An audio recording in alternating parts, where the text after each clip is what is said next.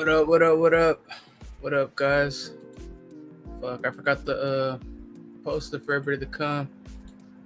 What's up? Late night fucking stream. Fuck it. Uh, the stream is probably gonna be about. Fuck it. I'll wait for some people to fucking show up though. I'm already live. Can anybody hear me? Is anybody in there in the fucking in the comments? I don't think so. I think I'm talking to myself right now, so I'll just wait a couple more seconds for people to show up. Let me see. I was gonna talk about a couple things today. Nothing crazy. Salute, Knockout Ned. Knockout Ned, hit the like, man. Hit the like. Thank you for showing up, brother. Spread the word. I'm here just to talk about last week and what we have leading into this week. Hopefully everybody hopefully somebody jumps on so we could chit chat for a bit, right? Let me change this banner real quick. What should it be? It should be Santiago, right? The biggest Mexican boxing fight this weekend is Alexandre Santiago versus Nonito Donaire, coming off that 2-round TKO against Inoue. So that's going to be good. That's for the vacant WBC bantamweight title. I've seen Santiago fight before. I think he has a good chance. I think we're in for a good fight, man, unless he just gets blown out. I don't know. Who else has seen him fight before? You guys think he gets blown out against Nonito? What up, Vernon? You want to jump on, Vernon? Want to talk about Kid Austin? I don't think we ever got your reaction. What up, Sergeant? What up, Knockout Ned? What up, Vernon? Salute. Yeah, man. So I guess the biggest fight of the weekend is Salute Pop with the drop. Salute. So you're just, let's see what Knockout Out said. He says he was just watching No Puedes Jugar Boxeo, and he had Benavidez' dad. Said he was another he has another 168 fighter. You know who that is? Benavidez' dad. Yeah, he trains Diego Pacheco. Diego Pacheco just fought on this Friday. Salute, Killer Be Killed, bro. Salute, Killer Be Killed. Alicia fight weekend. I don't know if we're looking forward to that one. Pop with the drop. There's only one fight on there I think I care about now, and it's Munoz versus Franklin, the second best Mexican heavyweight from Mexico. So let's see what he has for Franklin. I thought Anthony Joshua schools Franklin, so maybe Munoz has a shot because AJ looked terrible. You know, you never know. Eddie Hearn matches guys tough. Daniel Blancas too. He's a beast. Oh, is that the guy? Is that the guy you're talking about? Knockout Ned. Daniel Blancas. Salute, Killer Be Killed, man. Thank you. Yeah, Daniel Blancas. I haven't heard of him, bro. I gotta look into that guy. Daniel Blancas. Who the fuck is that? I didn't even know. I thought Benavidez Sr. only had 2 fighters in his stable. Right? It was no, Killer Be Killed. Mark Castro's fight fell apart. He just pulled out like 2 hours ago due to injury. I was kind of looking forward to that fight too because he's making good progress. This is him. This is the guy we're talking about, Daniel Blancas. Let me see. He's a super middleweight. He's 21. He's from Milwaukee, Wisconsin. That's pretty random.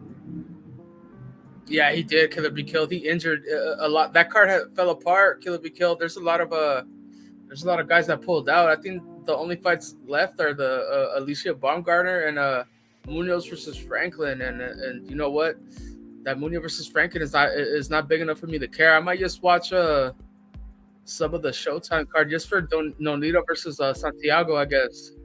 because maybe Santiago can pull the upset since he's by him. Since Nonito's coming off a fucking a KO loss to fucking Inoue. Let me see. I mean, he hasn't fought anybody. I know he's 6-0, but he's only fought one fighter with a winning record so far. So I mean, I guess that's not bad. It's his six. He's in his sixth fight, fights with 4 KOs. Well, not bad, not bad. Let me see. Yeah, Montana Love did pull out that Richard. I think he was fighting Richard.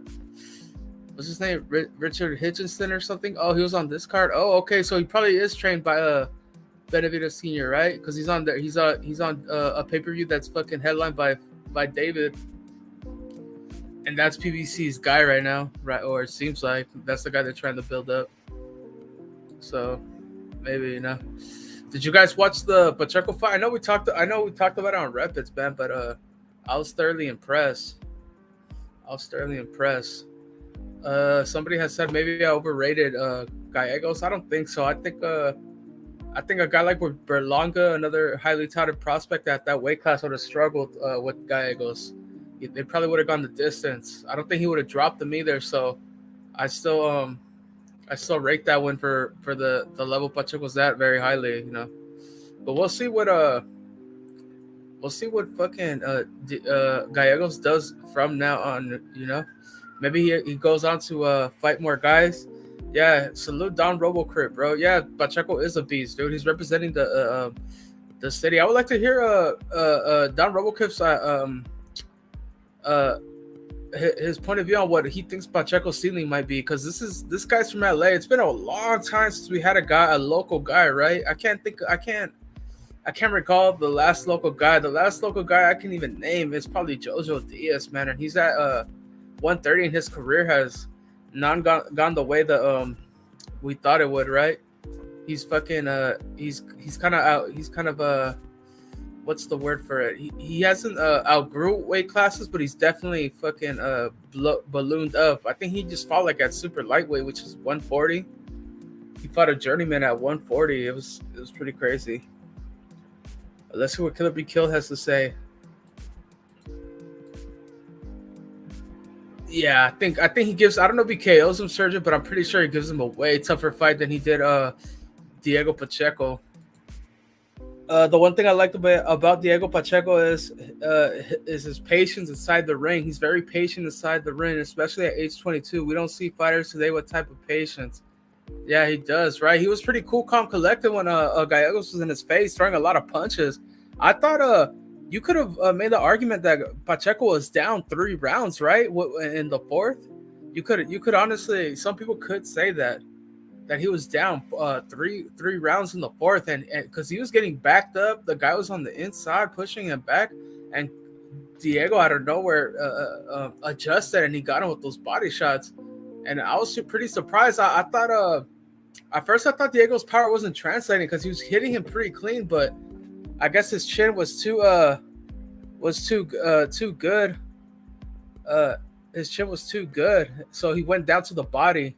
And once he started working the body, man, that's when Gallego started falling apart. You could tell by the end of the fourth round he was wincing, and Diego went for the kill, man. It was pretty cool to watch. Pacheco's defense and eye coordination was on point. The homie Don Pito Loco just asked me, was Fulton Figueroa a gifted win? I think so, man. I think Figueroa won that fight, man. I had it. I had it like 7-5 Figueroa, so it was a close fight, but I thought he edged it, man. And of course, it's on PBC, so he didn't get that, man. He didn't get that win. We know how it is on PBC, man. That's what I'm thinking, taking into consideration going into this Santiago Nonito Donaire fight this weekend as well. I don't know who does PBC want to win. I'd imagine they would want salute Don RoboCrip. Thank you for coming on the panel. I would think PBC would want the Mexican to win, right? The younger, fresh Mexican over Nonito Donaire this weekend, who's 40, and he's been knocked out by Inoue. He's not really a draw himself, right? For some reason, Nonito, since he's from he's Americanized. He doesn't draw that Filipino fan base that guys like Casimiro or even Manny Pacquiao draw. Salute, Don Robo Crew. How you doing? Yo. Another day in Los Angeles. Rather good or bad, it's happy to be here, you know? So salute to the panel, Exactly. salute to all the people in the chat. Yeah, man. What if I'm very excited about Pacheco, bro. Recently my grandfather passed away. So it kind of was a somber moment to be with me and my dad, watching the next level talent, like the next generation. And I was like, shit, that's what boxing's about, especially with Mexicans. It's more of like a familiar, a family thing where we're watching it together and we're looking at the new next talent. And I really, what everybody was saying in the chat, the same feelings, the same opinions on Pacheco. I like his defensive awareness, how he's not looking to fucking basically take shots to give shots, He's yeah. he's a power puncher, and with his dimensions, bro, like it's like he's a sniper. Like he obviously mentioned it. He's like a power puncher sniper. Like he's in range when you're not in range. So it's like as an opponent, you're like, oh fuck. Like if I just walk in, face first, he's gonna obviously fucking counter me with a fucking power shot, and I'm in danger. But if I step away, where because usually things are built up by repetition, in your own mind, and most fighters do not have that type of range that Pacheco has. So in their head, they're like, oh, I'm not in range, but you are in range for him. Maybe not for fucking 99% of the boxers and the super middleweight division on planet Earth, but for Pacheco, you're in range. So they're like, oh fuck, now I'm getting hit on the outrange. Now like they don't even know what to do. Like they're caught in the middle, So I really think that he's a great fighter, bro. And he's always been touted as someone that's gonna be good. So hey man, sky's the limit, LA, fucking like Mexicans, we need they got one, money. right? They got We money. need Mexicans out here now, they got money. So if he's, I mean, shit. I had a dream. It's the SoFi Stadium, undisputed, like in fucking 6 years or 5 years. That'd be cool. Why not? You think in 5-6 years he'll still be at super middleweight? Wow, Of you course already not, know. We talked about this on the other stream for a little bit. Yeah. I mean, obviously in the past it'd be different, but they're all on PEDs, bro. I mean, fucking Yeah, David of course. Benavidez is basically like he's on fucking still 168. It's like what the fuck? They're all on PEDs, Yeah. so First he'll of be all, I able just to wanna stay. say, He'll be able to stay in the division. He's only 22. He'll be able to Yeah. stay until 28. Basically, David Benavidez's age. Yeah, I think no. First, I want to say condolences to you and your family. But fucking, when I was watching the Pacheco fight, I had that same feeling when they announced he was coming to LA. I'm like, oh, okay, I'm gonna take my little brother. He doesn't really watch boxing, but I felt like it was one of those moments where I like, oh, if he comes to LA, I'm gonna take him to go see Pacheco and just be like, oh, this is the guy that's gonna be the guy when you're like grown up. You know what I mean? My Yeah, brother's it's like that perfect moment. Yeah, like Yeah. you're catching the ascendancy. Yeah, and it's just like, I think he's like, my brother's 16 right now, so it's gonna be like, oh, when you're like 23, 24, 25 with your friends, this is gonna be the guy that you're probably gonna see and be like, oh, this is the face of Mexican boxing type shit. So I'm excited Yeah. for his future, man. I think he really does have that type of potential. I was fucking impressed on Friday, man. I was really impressed. He fucking got that guy out of there, and honestly, I feel like it's fair to say that Pacheco as a boxer, like I'm not saying like as fighters, but overall skill, he's better than David Benavidez, and I think he could he's a better puncher too, because David Benavidez slaps punches, he shoe shines a bit, but Diego Pacheco, he knows how to throw him. He knows how to throw him, and he knows how to where to place him. With David, it kind of feels like he's always just trying to go anywhere he sees. Yeah, he definitely has better ring control and better better feet, basically. Yeah. Do you think it's time for to Eddie to put him in there with a mover, not like a real mover, but a guy that can kind of move just to get him ready? You know how when Canelo's that age, they started putting him with movers to get ready for like the other guys. that he would Yeah, eventually have to yeah, you face. know, as basic as it gets, because obviously, like in those big divisions, you don't really get a lot of movers because that's like fucking hella exhausting to be fucking Of boxing that way, course. you know? Maybe on the lighter divisions, you get a lot of fucking boxers where they're hopping around like fucking jackrabbits and like fucking. I always remember the Lara versus Canelo fight. Like he'll throw a jab and then fucking somehow like bungee jump 5 feet backwards. Like that Oh shit ain't yeah, happening. dude. That shit I ain't hated that happening with fight. yeah, with guys that are weighing 178, 180 pounds, you Oh know, like no. maybe it's rare. And you get Caleb Plant trying to do it and he gasses out like in 6 rounds, Yep, you I know? was about to bring that up. That's the exact same guy. That's the first guy that came to my mind when you mentioned that. I'm like, that explains why Caleb Plant just gas is so fucking bad after like the first 6, 7 Yeah, rounds, because he right? looks fucking amazing. You know, Yeah, he looks explosive for fucking like 5 rounds. And next thing you know, it's like, oh, fucking limp dick, you know? Like, yeah. you He's know how like, the dick just goes like, oh, lip, yeah, just fucking straight he had vertical that down. Like, whiskey hey, dick. it's He because had it's that fucking whiskey dick. exhausting, bro. Yeah, dude. Because in those first 5 rounds, you're like, damn, he does have pop. You know, he does have the moves, the athletic ability. And then after like that 7th round, you're like, oh, dude, this guy can't even fucking fight on the inside and shit, and he's forced to be on the ropes. It's like, damn. Yeah, so it's kind of difficult. So I guess maybe fight whoever is available. That would be like a pretty good mover just to get him some experience, But yeah, man, I think in any case he has such good range control that he shouldn't really struggle with anybody.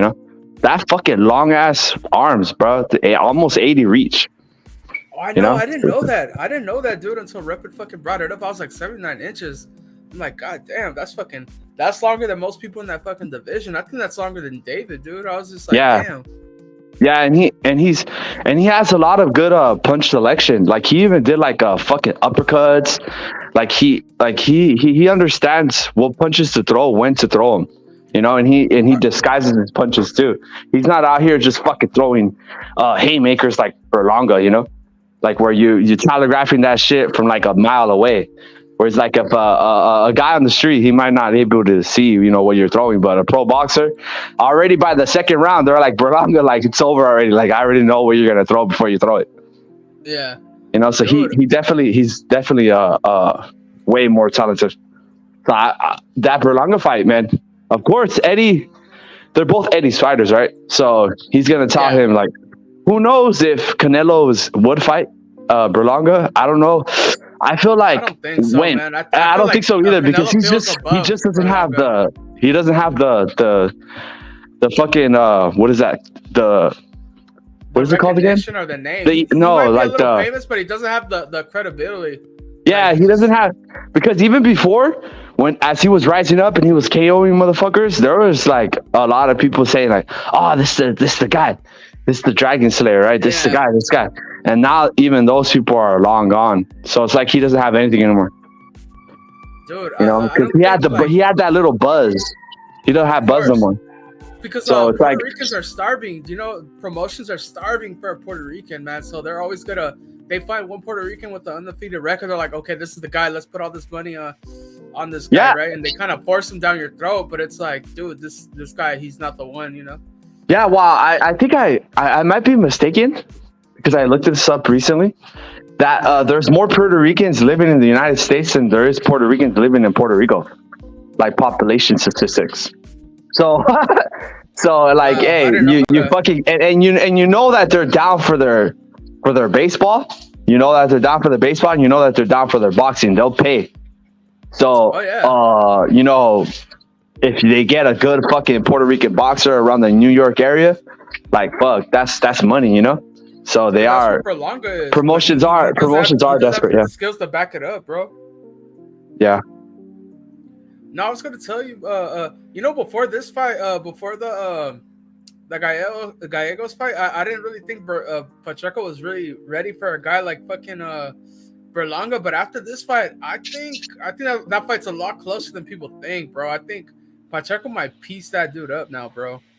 Well, if you actually look at to me, everything about what's his name, Berlanga is all, basically Hollywood. because as he's been fighting higher echelon opponents, he hasn't. The power is not showing, bro. Like, Yeah, right. you know, it's not there. So it might be there against regular guys. You know, regular guys don't have that chin. Regular guys don't have the ability to take punches. That's what makes boxers boxers. You know, a lot of guys might have ability, but as soon as they get clipped, they're out.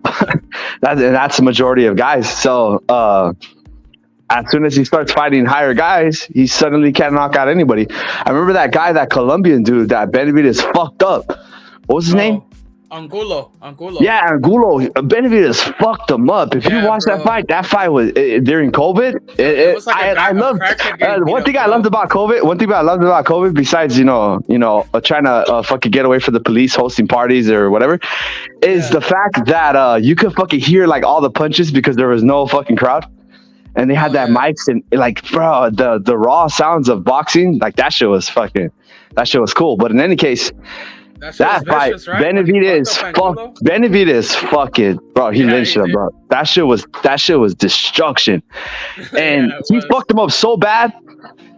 And then Berlanga fought him like 2-3 years after, and I'm like, what the fuck? And he arguably lost. He tried to bite him, right? That's the one where he tried to bite him? Yeah, that's where he was acting all, he chimped out, basically.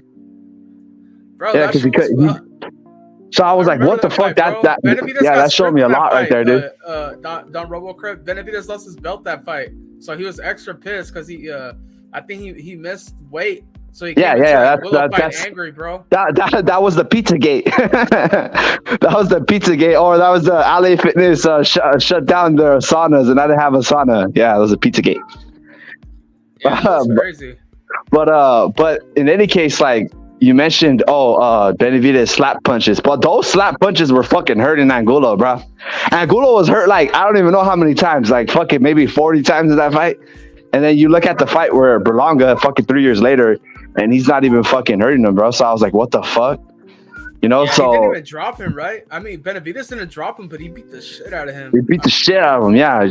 He hurt like. He made him like curl a lot, you know, like fucking like, oh fuck, and then obviously he did get the TK, he did get the stoppage, he did stop the fight. But and then also too, like when Berlanga fought the Irish dude, like fucking what's his name, Bubu Andre knocked him out in like one punch. Jason Quigley. Yeah, so if Bubu Andre supposedly is not a power puncher, if he knocked him out easily, and then you were hitting him with like hellacious shots supposedly. I mean, it's not there, bro.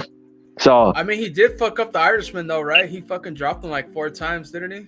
Yeah, he did. But just like the fact that Bubu Andre knocked him down with like one punch, bro. Yeah, you're right. Because Bubu Andre, it was like it's not even known for being a good finisher. So the fact he was able to get him out of there and finish him in 2 rounds, it's like, damn, bro, you couldn't get the job done in a higher weight class too, where a weight class where you're supposed to be the bigger, stronger guy, you know.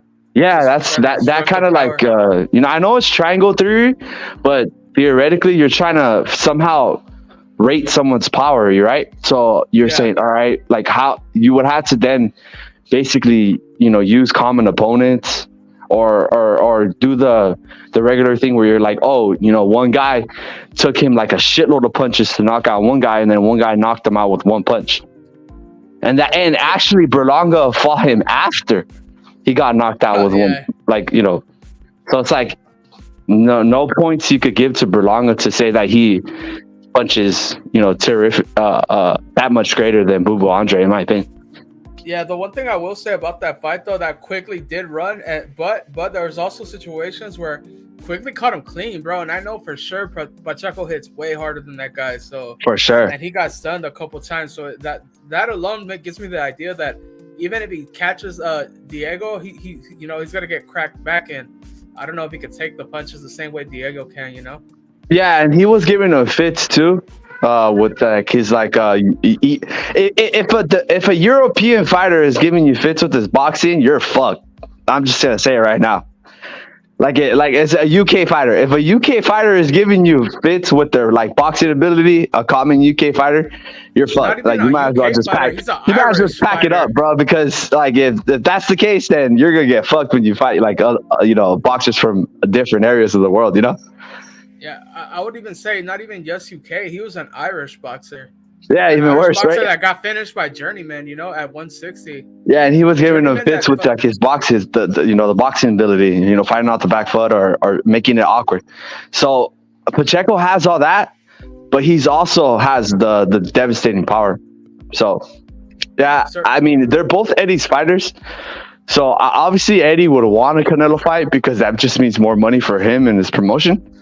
But yeah. I don't think Canelo's like, oh, Berlanga, like, why But you even know fight what him? though? It probably benefits the zone to try to make Munguia Berlanga though, right? I feel like that's the one the zone's gonna be pushing for because Pacheco, we want him. He's the guy for us, but as of right now, he's still not the Munguia. Is still kind of a bigger name, you know.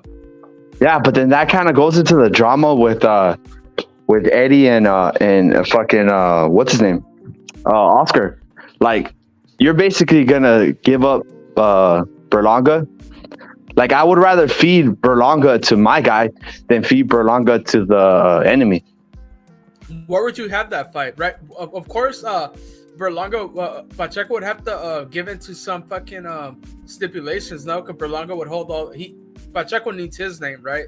Like he wants his name on his resume for the clout. Would you admit to that? So would Pacheco have to give into some stipulations? You think? I mean, that's the importance of why I always mention that Mexicans need to fucking support Mexicans, because then that puts us in stronger positions. When I see Lara fucking get robbed, I don't fucking see that he got robbed by other Which people. Which did you want? Oh, sorry, that's my fucking TV. I see that he got fucking let down by Mexicans, because we have the money to fucking support. So if we put our guys into power positions, as they don't have to necessarily be fucking Canelo level A side, right? But at least a little better, then that means that we'll put them into better positions. So we're mentioning that LA fight. That's not going to be the Berlanga fight. But theoretically speaking, if he sounds good, maybe he becomes that the higher guy compared to Berlanga, because it's not about what you've done consistently, especially in boxing. It's about what you've done recently. Dude, I think Pacheco just had, I know it was a bunch of pullouts, but Pacheco's coming off headlining 2 fucking cards in different countries, dude. The first one was with Jack Cullen in the UK, and I know that main event, that was a co-main that turned into the main because the main fell apart, but he still headlined. He still went on last minute headline, and then this one in Mexico, he headlined. And he was, I think it's time for a hometown show, and I feel like he could fucking bring a crowd, bro. I think you have people like us who are fucking spreading the word and are fucking hype, dude. I can only imagine what it's really out like in the fucking scene or gyms, dude. Like, that's what happens, dude. Like, you just need to put yourself out there, and I think he has. I've been following him for quite a bit. He has done like fan signs and things like that, like trying to get connected to the local people around. And I think obviously I mentioned before, like LA Mexicans, they're kind of like second generation Mexicans already, so they're in more advantageous positions in terms of where they live or wealth basis. Fluency, so they're able to give out money to support their guys. All they're looking for is their guy. So if he fits in that role, then that's good for him. And I think that's one of the reasons why Eddie Hearn after that fight, he had like how like you talk to a girl and then you notice like there's like a glim in their light in their eye. She likes me. You just have that feeling. Oh, she likes me. I could tell, type shit. No, you could see like the sparkle. Yeah, because that's like a human thing that I forgot what it's called. There's like an actual scientific term, but like there's like a sparkle in their eye. There's like a sparkle in someone's eye. He has that sparkle in his eye. You know why? Bigger, right? It's like a pheromone that goes off and makes your eyes get big or some shit. Yeah. He has that. He had that sparkle in his eye when Pacheco knocked out that motherfucker with the hellacious liver shot, and then he knocked him out to end the fight on a TKO. He had that sparkle in his eye because he knows like, oh fuck, I got a fucking a Mexican, a fucking of high caliber, and he's an LA boy. Oh fuck, like that, you're doing the check marks to try to get a guy that could fucking sell, and you're like, oh fuck, that I got them all. You know, so he must be fucking like, you know, Of so happy, course, bro. right? So of Fucking course, like, I had hopefully to believe that. Pacheco gains that. I don't know. I don't want to sound rude, but out of here in I know you're from South Central, but when I say LA, I'm talking about LA County. You know how there's out here. There's a lot of like fucking there's a lot of hipsters, like Mexican hipsters that just like shit just because it's the thing to like. That's Mexican. Yeah, Hopefully, and I mean this in a positive way. I hope Pacheco becomes that for like the guys out here. They're like, oh, Diego Pacheco's fighting. Yeah, fuck it. Let's buy some tickets and go. Do we watch all his fights? No, but I know who he is. Let's go watch him. He's in LA. I hope he becomes one of those guys, like fucking Canelo is in Vegas for like Cinco de Mayo and fucking Mexican Independence Day. yeah.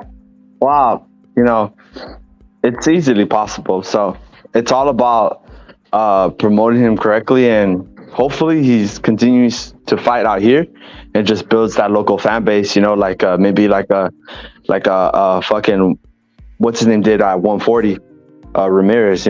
For up Oh, north, in north Fresno, south. yeah, he did. Yeah. So Yeah, if he he did. if he were to even get 40% of that support, where like Ramirez was He's gonna selling out get like more than 18K, 40% of that in 19K, LA. 18K consistently. If he were to even get like 7K, 8K, now he has to be like, let me see, he has to be like the third A side on or not. He's under Munguia, so he has to be like fourth or fifth on the A side bracket in the fucking whole entire division already.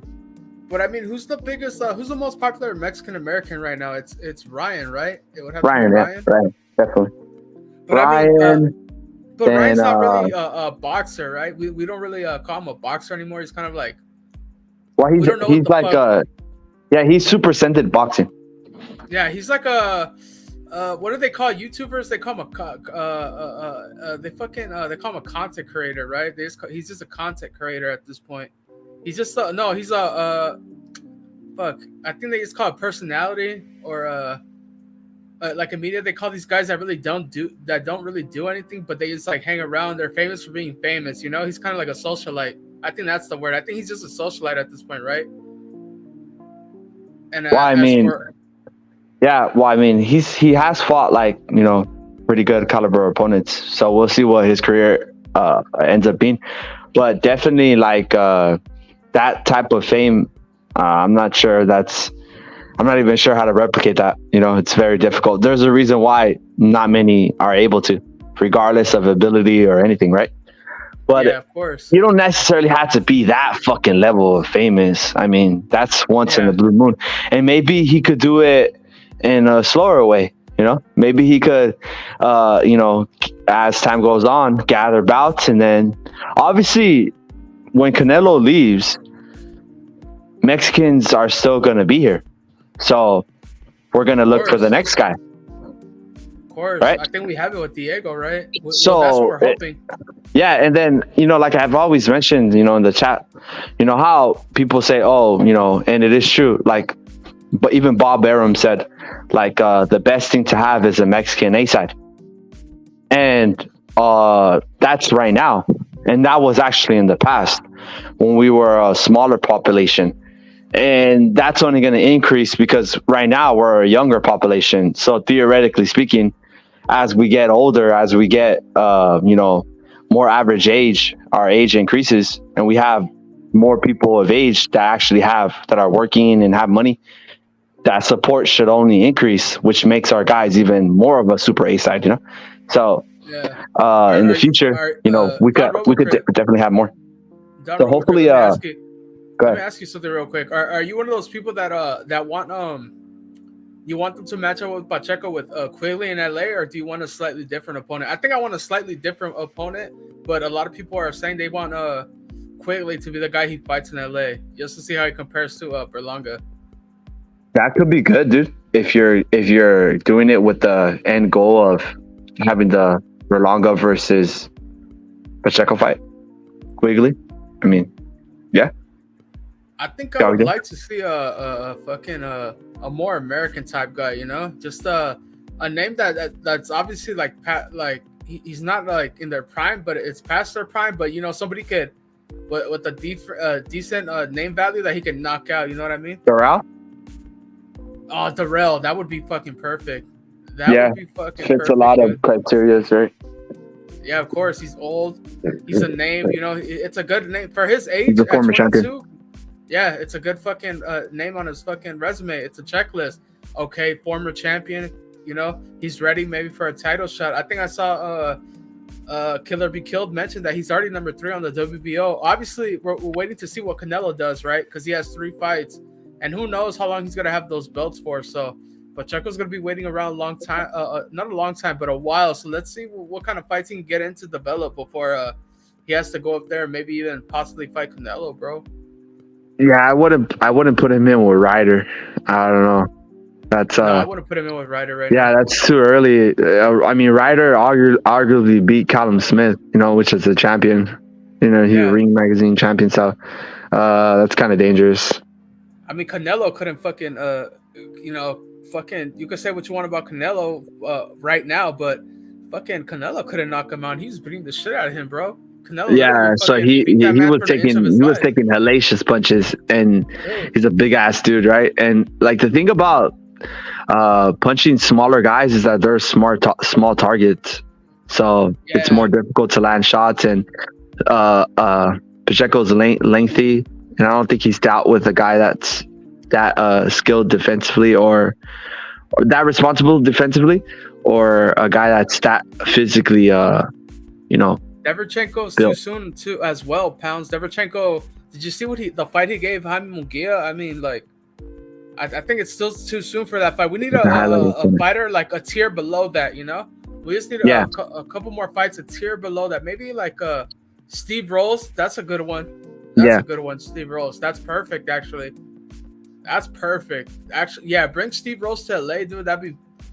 You would sell it out, dude. And yeah, I think Pacheco can knock that guy out too, bro. Fuck it.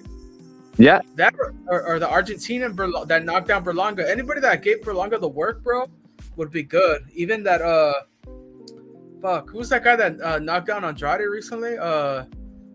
Desmond Nicholson, that guy. Dude, there's a bunch of good matches for Pacheco right there, bro. Like in a tier below or two that you guys are expecting. That one, bro. Like a couple more fights of that, and then the next step up, bro. Rich homie, I don't know what you're talking about. I was gonna say, like, based on him being on the Benavidez, camp, they had to have an idea of like, oh, David's gonna go up, and this is gonna be your division.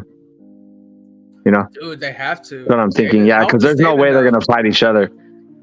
No, fuck no. Yeah, there's no way. It'll be like, oh, one guy has 2 bouts, one guy has 2 bouts, they can't fight. Yeah, right. I mean, did you even see Benavidez Senior's face when Pacheco knocked him out? It was like, holy shit. Like, even he was kind of like, holy fuck. Like, damn, I got one. You know, he was happy. He's like, damn. He was emotionless, but it looked like he was in shock. Like, he's just like, oh shit. Yeah, you know how, I mean, men, you know, even me, you know, a lot of ego trip, you know, so it's a lot of validation. You're like, oh fuck, I made it.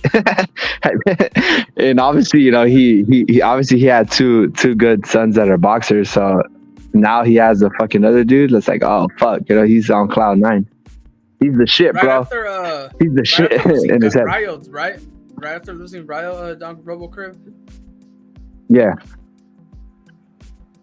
Look, I'm gonna show you this Benavidez box rec real quick. Pacheco's fucking reach is actually 5 inches longer than fucking David's, bro. Believe it? Can you believe that? He's taller too. I didn't know. Yeah, and David's reach looks big against most opponents. Like it looks like he's able to connect against guys like easier than they are than him. So Pacheco being 5 inches longer, that just proves the point that he's in range when you're not, man. And that's very confusing for fighters because he's like rare, you know, in terms of those dimensions where like you're used to not being in range and suddenly you're in range. You're like, oh, fuck. Like you're caught in between, you know, fucking Hal and another part of Hal, right? So it's like, fuck. And low-key, Diego Pacheco doesn't even seem like a weight bully. Like he doesn't look like it. Because Gallegos was fucking, he looked like he had like a bigger back than him too. He had a bigger, wider Yeah, arms, Gallegos bigger back. was a big dude. Shout out to that veterinarian, keeping the animals safe out there. But he was he had fought at 175 before. So yeah, he's a big dude. Big Yeah, I'm ass chin, surprised. big ass back, big ass wrist. He had a great knockout ratio. And if you're knocking out motherfuckers in Mexico, that means that you have power and you have chin. Yeah, at least. that's a fact. Those are two. You might not have the best boxing skills, and not necessarily, but you have those two elements: power and a chin. Yeah, you're not knocking out any big-headed Mexicans if you don't have any power, right? You gotta fucking. There's no way.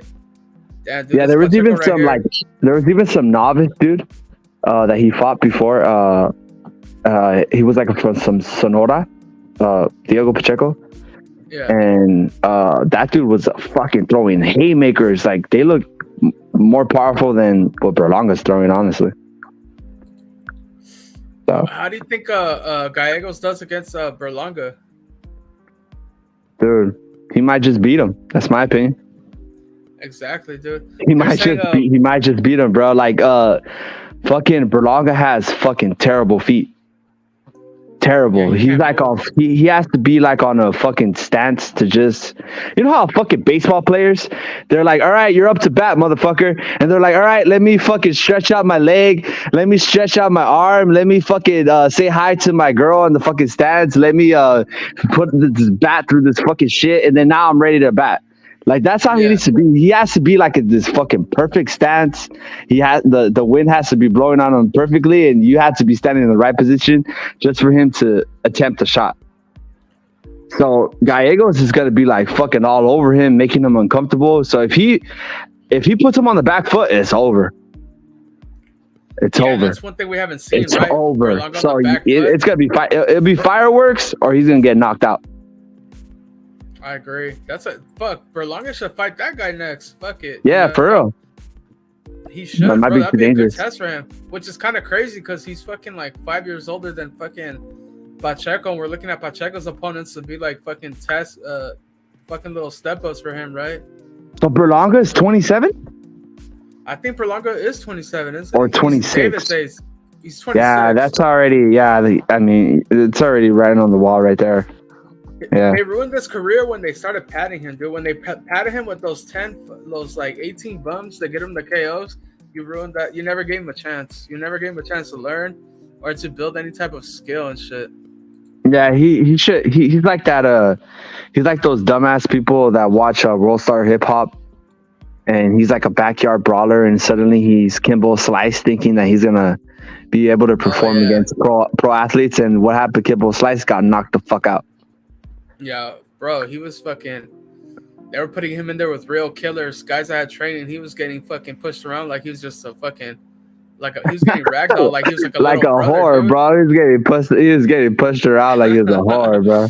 Bro, didn't they almost like on some shit where it's like they almost killed him type shit, bro? Where he's like getting beat up, like. Yeah, well, how stupid he had to be, because like they actually, when they brought him into like one of the promotions, they invested a fucking lot of money into him, because he was because he had clout, Kimbo Slice. Of course. Yeah, and then he got fucking knocked out. You can see it, like he got knocked out by some fucking, even worse, by some, everyday looking, South hick, white guy. Like, fuck! How do you come back from that? You can't, right? The hood took away your the hood took away your watermelon, your KFC, and your grape soda. You're out. That's fucked up, because obviously back then Kimbo Slice was YouTube famous, and that used to mean a lot. That used to mean something different back then. But now, if you were like Kimbo, if you had Kimbo's level of fame on today's YouTube, he'd probably be streaming and shit. He'd probably be like, nah, I'm not gonna fight any pro fighters. I'm just gonna stream and maybe fight other YouTubers. But nah, dude, back then they didn't have that game, bro. So he got put in there with they did him dirty, Sergeant. They did him dirty, dude. He was right at that. He was caught between eras, bro. Yeah. He has to be thinking, oh fuck, man, I could have been fighting other YouTubers, but hey, that's what happens, exactly. Bro. He could have been fighting other bodybuilder YouTubers, right? They could have been boxing. Yeah, bodybuilder versus bodybuilder. Instead, fucking, I think they even had him on the Ultimate Fighter, dude, the reality show, just to get him beat up by like amateurs and shit. It's like, fuck. Yeah, they fucked him up. Yeah, they tossed him around like that. It's like kind of like Jake Paul fighting the Fury guy. He's not even Tommy Fury. yeah, he's not even a high echelon boxer, and he lost. So it's like the little facade, right? the little facade, or the thinking that you could become a pro athlete, especially in the fighting game, is not true, bro. I mean, they could be true for minority, but yeah. It just happened to the TikToker Salt Popping. Yeah. It just happened to him, right? He fought he boxed an MMA fighter and he got schooled. He lost like wide. He got fucking beat up and everybody was like, "Oh man, for a YouTuber, he has skills and all this shit." And then he fought a fighter that's not even a boxer, a wrestler, and he got fucked up, dude. He got fucked up. Yep. Hey, and I'm not from South Central, bro. I work in South Central. That was disrespectful. I go to the safari. I don't live in the safari. But in any case, yeah, man. What was other talking about? I was going to ask you if you know anything about the fights coming up this week. We have the Golden Boy debut of Alan Picasso. I don't know if you heard of him. He's supposed to be like the next guy up from Mexico. He's like 22 years old. I think he was supposed to fight Aleem, the guy that just got upset by some Aussie on that fucking Ocampo card against Tim Titseu versus Ocampo. I don't know if you remember that, or did you watch that? Honestly, I don't watch the lightweights that much, so I don't really even know. Yeah. I think this guy's a 122er. You don't watch the lower weight classes at all, do you? 122? That's not even actually that light. I actually I used to watch obviously Navarrete a lot, but yeah, I need to just get into it, bro. No, I feel that. We also have a title fight, bro. We have a title fight for the vacant WBC bantamweight. It's gonna be Alejandro fucking Santiago versus Nonito Donaire, bro. And the one thing I want to point out about Alejandro is fucking he's 5'2.5", bro. 5'2.5". Wow, in 2023. Yeah, crazy. Bro, it's crazy. But he must be he must be a fucking tank if he's 5'2", right? Like, you would think so, right? Well, because Nonito Donaire is 5'7", so that's relatively normal, I guess. Normal range is 5'7", 5'10". 5'2.5". So 5'2.5", that motherfucker. Yeah, I mean, you can see his jaw. He looks pretty built. So he's really looking like a little tank. But yeah, he's gonna be like 5 inches shorter than Nonito. How that's gonna play out, I have no idea. Look at the KO ratio. Do you give him any chance against Nonito just based off this? His KO ratio, it says 14, right? Yeah. Oh, bro, that's not good. Yeah. No, it's 14 KOs. It's 27 fights, 3 losses, 5 draws with 14 KOs. Probably not then, dude, because Nonito's bigger. 40% KO ratio. So you're basically gonna have to hope that Nonito's age, because he is old. Yeah. And his wife is like some fucking whore on the YouTube streets. You better hope like it has something like that, because I don't know that if you were to put like a gun to my head, I don't like those that ratio. Yeah, Nonito's coming off a little bit. He's coming off a year and some change layoff, so maybe he can, bro. I don't know. I'm gonna be honest, bro. I'm rooting for Alejandro, but it's not looking bright, dude. It's not looking bright because Nonito is like basically a fucking welterweight at those weight classes, bro. What he looks like when he's next to those fucking small ass guys, he looks like a fucking welterweight, dude. It's not even this. Yeah, he fucking blew up Casemiro. Like he just obliterated his body. Like that shit was vicious, and he's like a vicious power puncher. So I was like, you know how like it's like these top echelon guys. They're able to get those. They're able to afford to pay for those magic pills, Whereas like maybe the guys are in the ascendancy, they have to do it a little bit more clean. And then once they get to that echelon where they're able to afford that magic pills, then that's when they'll get on the game too. But right. Like the way I think about it is like the cream rises to the top. and that's the way of life in everywhere. You know, in all fucking industries and all sports. Cream rides to the top most of the time. So you know, Hey, bro, whatever. maybe that year that he just got knocked out by Inoue, and he's coming off a year layoff, and he's a year older. Maybe that's the perfect storm for us to have a new Mexican champ, bro. But as of right now, it looks kind of bleak, guys. It looks pretty dangerous. It looks pretty dangerous. All I know about Santiago is he got robbed by one of the Russell brothers, and it wasn't one of the good ones. So Oh fuck. just to keep it, just to keep it a buck. But I guess we have fucking Alejandro. No, we have fucking Alan Picasso for making his Golden Boy debut. That's cool. And then we also have do you remember that guy fucking that fought Joshua Franklin? Did you watch that fight? You probably didn't give a fuck about that fight, huh? No, I don't really give a fuck about it. Yeah. Yeah, no, I understand. I completely understand. I only watched that Joshua fight on a whim, just because I just like boxing and shit, like a boxing degenerate basically. But yeah, watch that fight, and he's fighting. That guy is fighting the second best Mexican heavyweight or third or something. He has a pretty good KO ratio, undefeated. Maybe that can be an upset, but you know how it's fucking heavyweight in Mexico, bro. So who knows how So deep so that fucking basically, division is. it was the last Anthony Joshua opponent. Yeah. Yeah, that's the dude. He made him look bad too, dude. Yeah, he looked like shit, Yeah, bro. I think he looked Anthony Joshua looked like shit. I think he looked like shit because he left Robert Garcia, bro. He had that fraud, Derek James. Yeah, right. Yeah, he performed great with Robert Garcia, bro. He was doing those body punches. He's like, oh fuck, it's a Mexican. And the next thing you know, he's like, nah, I'm not gonna be a Mexican. I'm gonna be a fucking boxer. Like, hey, bro, now you look like shit. Caught in between styles, right? You know how the criticism of Joshua has always been he looks like a big stiff dumb robot, bro. He really did look like a fucking big stiff dumb robot in that fight, bro. It was fucking. You can't. Started boxing, bro. Only few people are able to transition between a lot of styles because that's fucking hard, bro. Like your timing, your natural tendencies, the way that you throw punches, the way that you see punches. Like he's caught in like fucking 3 different styles, all because Ruiz fucked up his confidence in his chin. That's what happens. UFC fights? Did you watch any of the UFC fights? Oh nah, bro. I mean, I am into like I used to be into UFC, but I don't know. I'm into just like boxing, bro. Yeah, that shit was a letdown, bro. I'm not gonna front, man. I'm not gonna front. That shit felt like a ripoff, bro. I feel like the UFC was trying to go down that trend that PBC kind of tries to pull all the time, where they have a Mexican and they'll fucking put him against guys that have no chance, and then it's hard for us not to be like, oh damn, bro, this was knocking everybody out, bro. You know what I mean?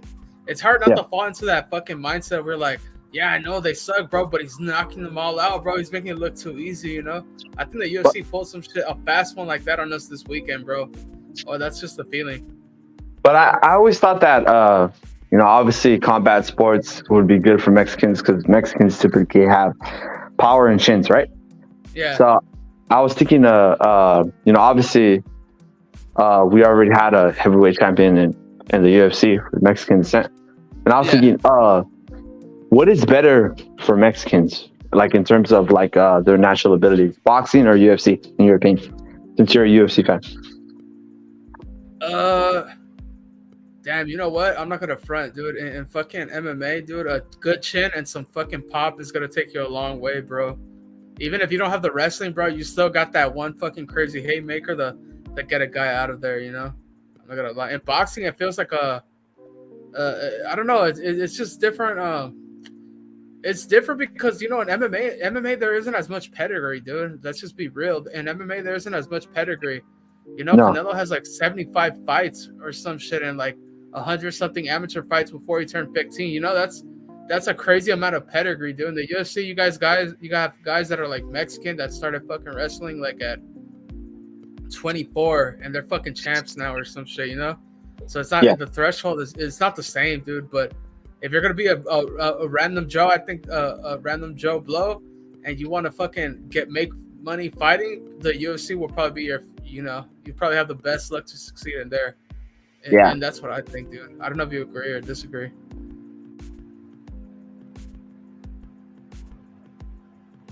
What do you think? Well, obviously, I don't watch UFC too much, so I'm not gonna want to base my opinion on over yours.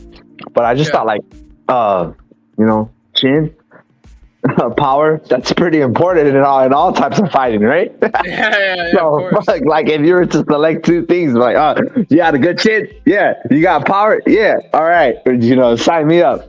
So it's like and those are the type of shit that's like that you can't really, well, you can through triangle theory, but you don't exactly fucking see, oh, some guy has power, some guy has chin, some guy has power, right? It's like when Cain Velasquez fought Brock Lesnar, Oh yeah, that's a classic fight right Yeah, there. so it's like I mean, yeah, that fight but in any case, also, I think in that fight also kind of because I think Brock he actually had real boxing pedigree, but Kane had that fighting pedigree. He had that background of actually being a fighter, and that just took over and shit. That was fucking crazy.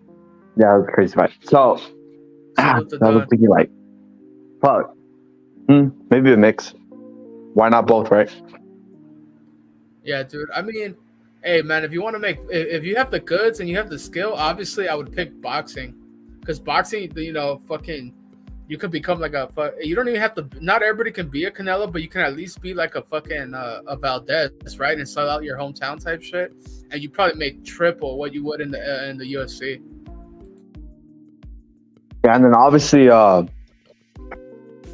the way that the UFC has such control over the sport is that it's kind of makes it difficult for a star to basically get control, Of course, you can never have your own narrative. They're constantly put through the fire ring nonstop.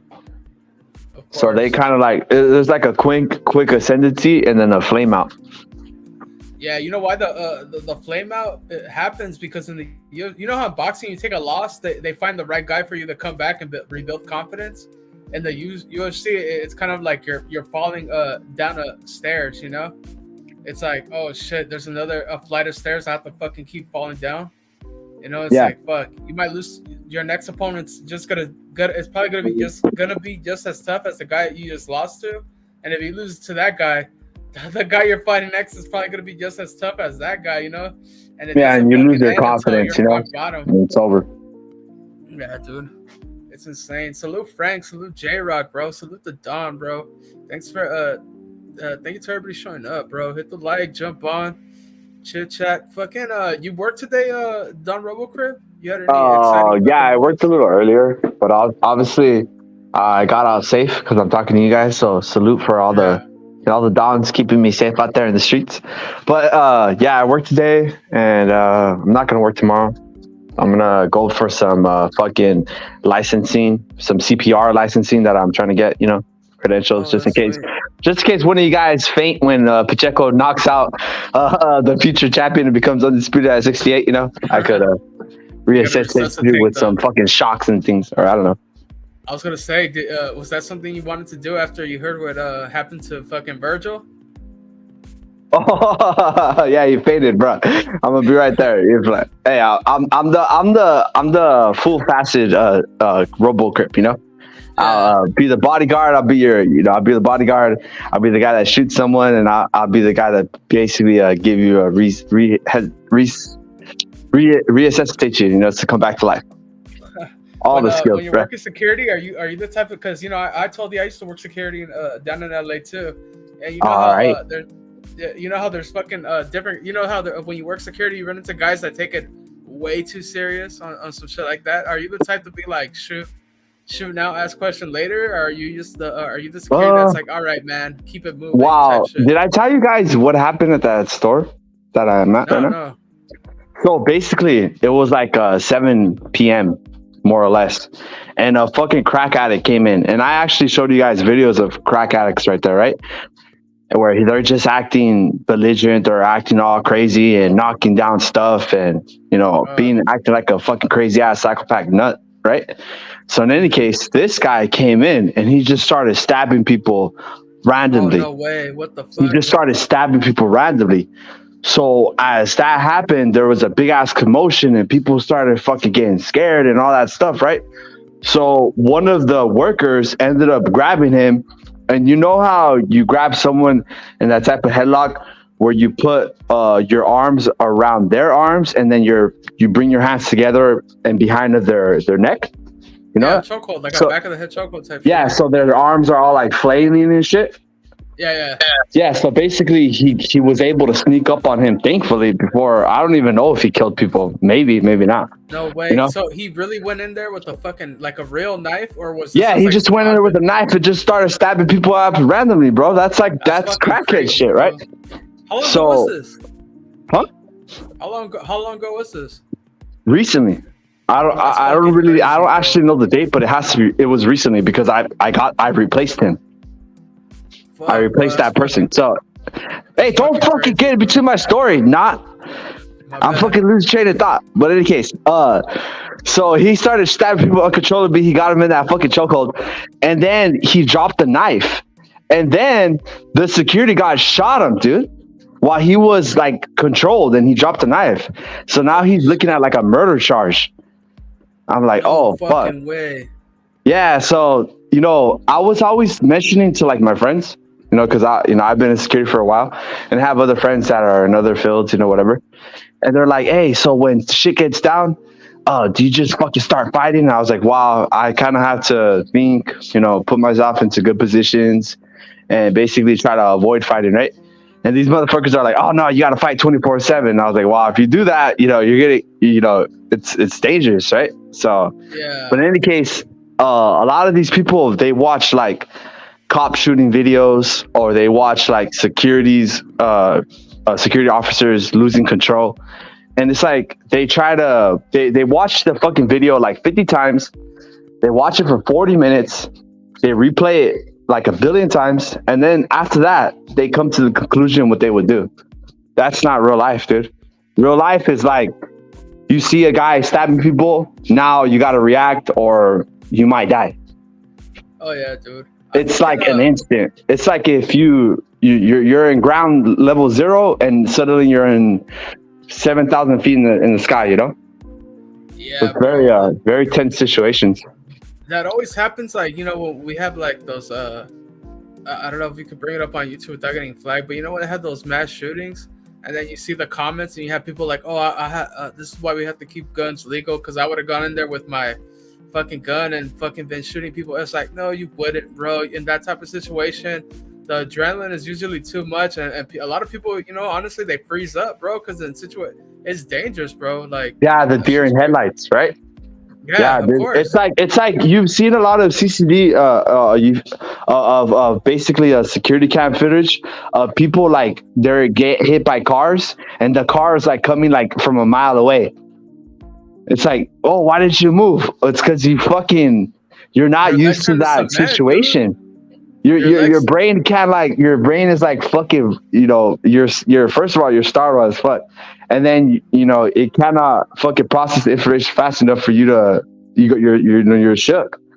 So it's the same shit, when you hear a gunshot or you hear someone stabbing people, it's like, oh, fuck, it's like, it's a rare occurrence. And there's no matter what type of training you do at the cop, at an academy or anything where a guy's running at you, it's not the same. Because you already have your mind is already prepared for it. That's the thing when random shit like that happens. You're like suddenly, oh, it's a nice sunny day. And then boom, Yeah, so it's called a fight or flight response, right? Or something. Fight or flight response. Yeah. Yeah, so, dude, something I learned while working security, man, is don't be a hero, man. That's one of the first rules I actually learned. Don't be a hero. Your life is not worth a paycheck. That's the money's not even that crazy, bro. It's not that crazy. Like obviously, I'm doing it just to get fit. I don't, I make way more money.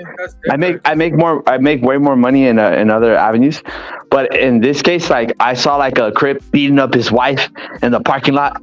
He's like, because he's like, bitch, who you fucking talking to?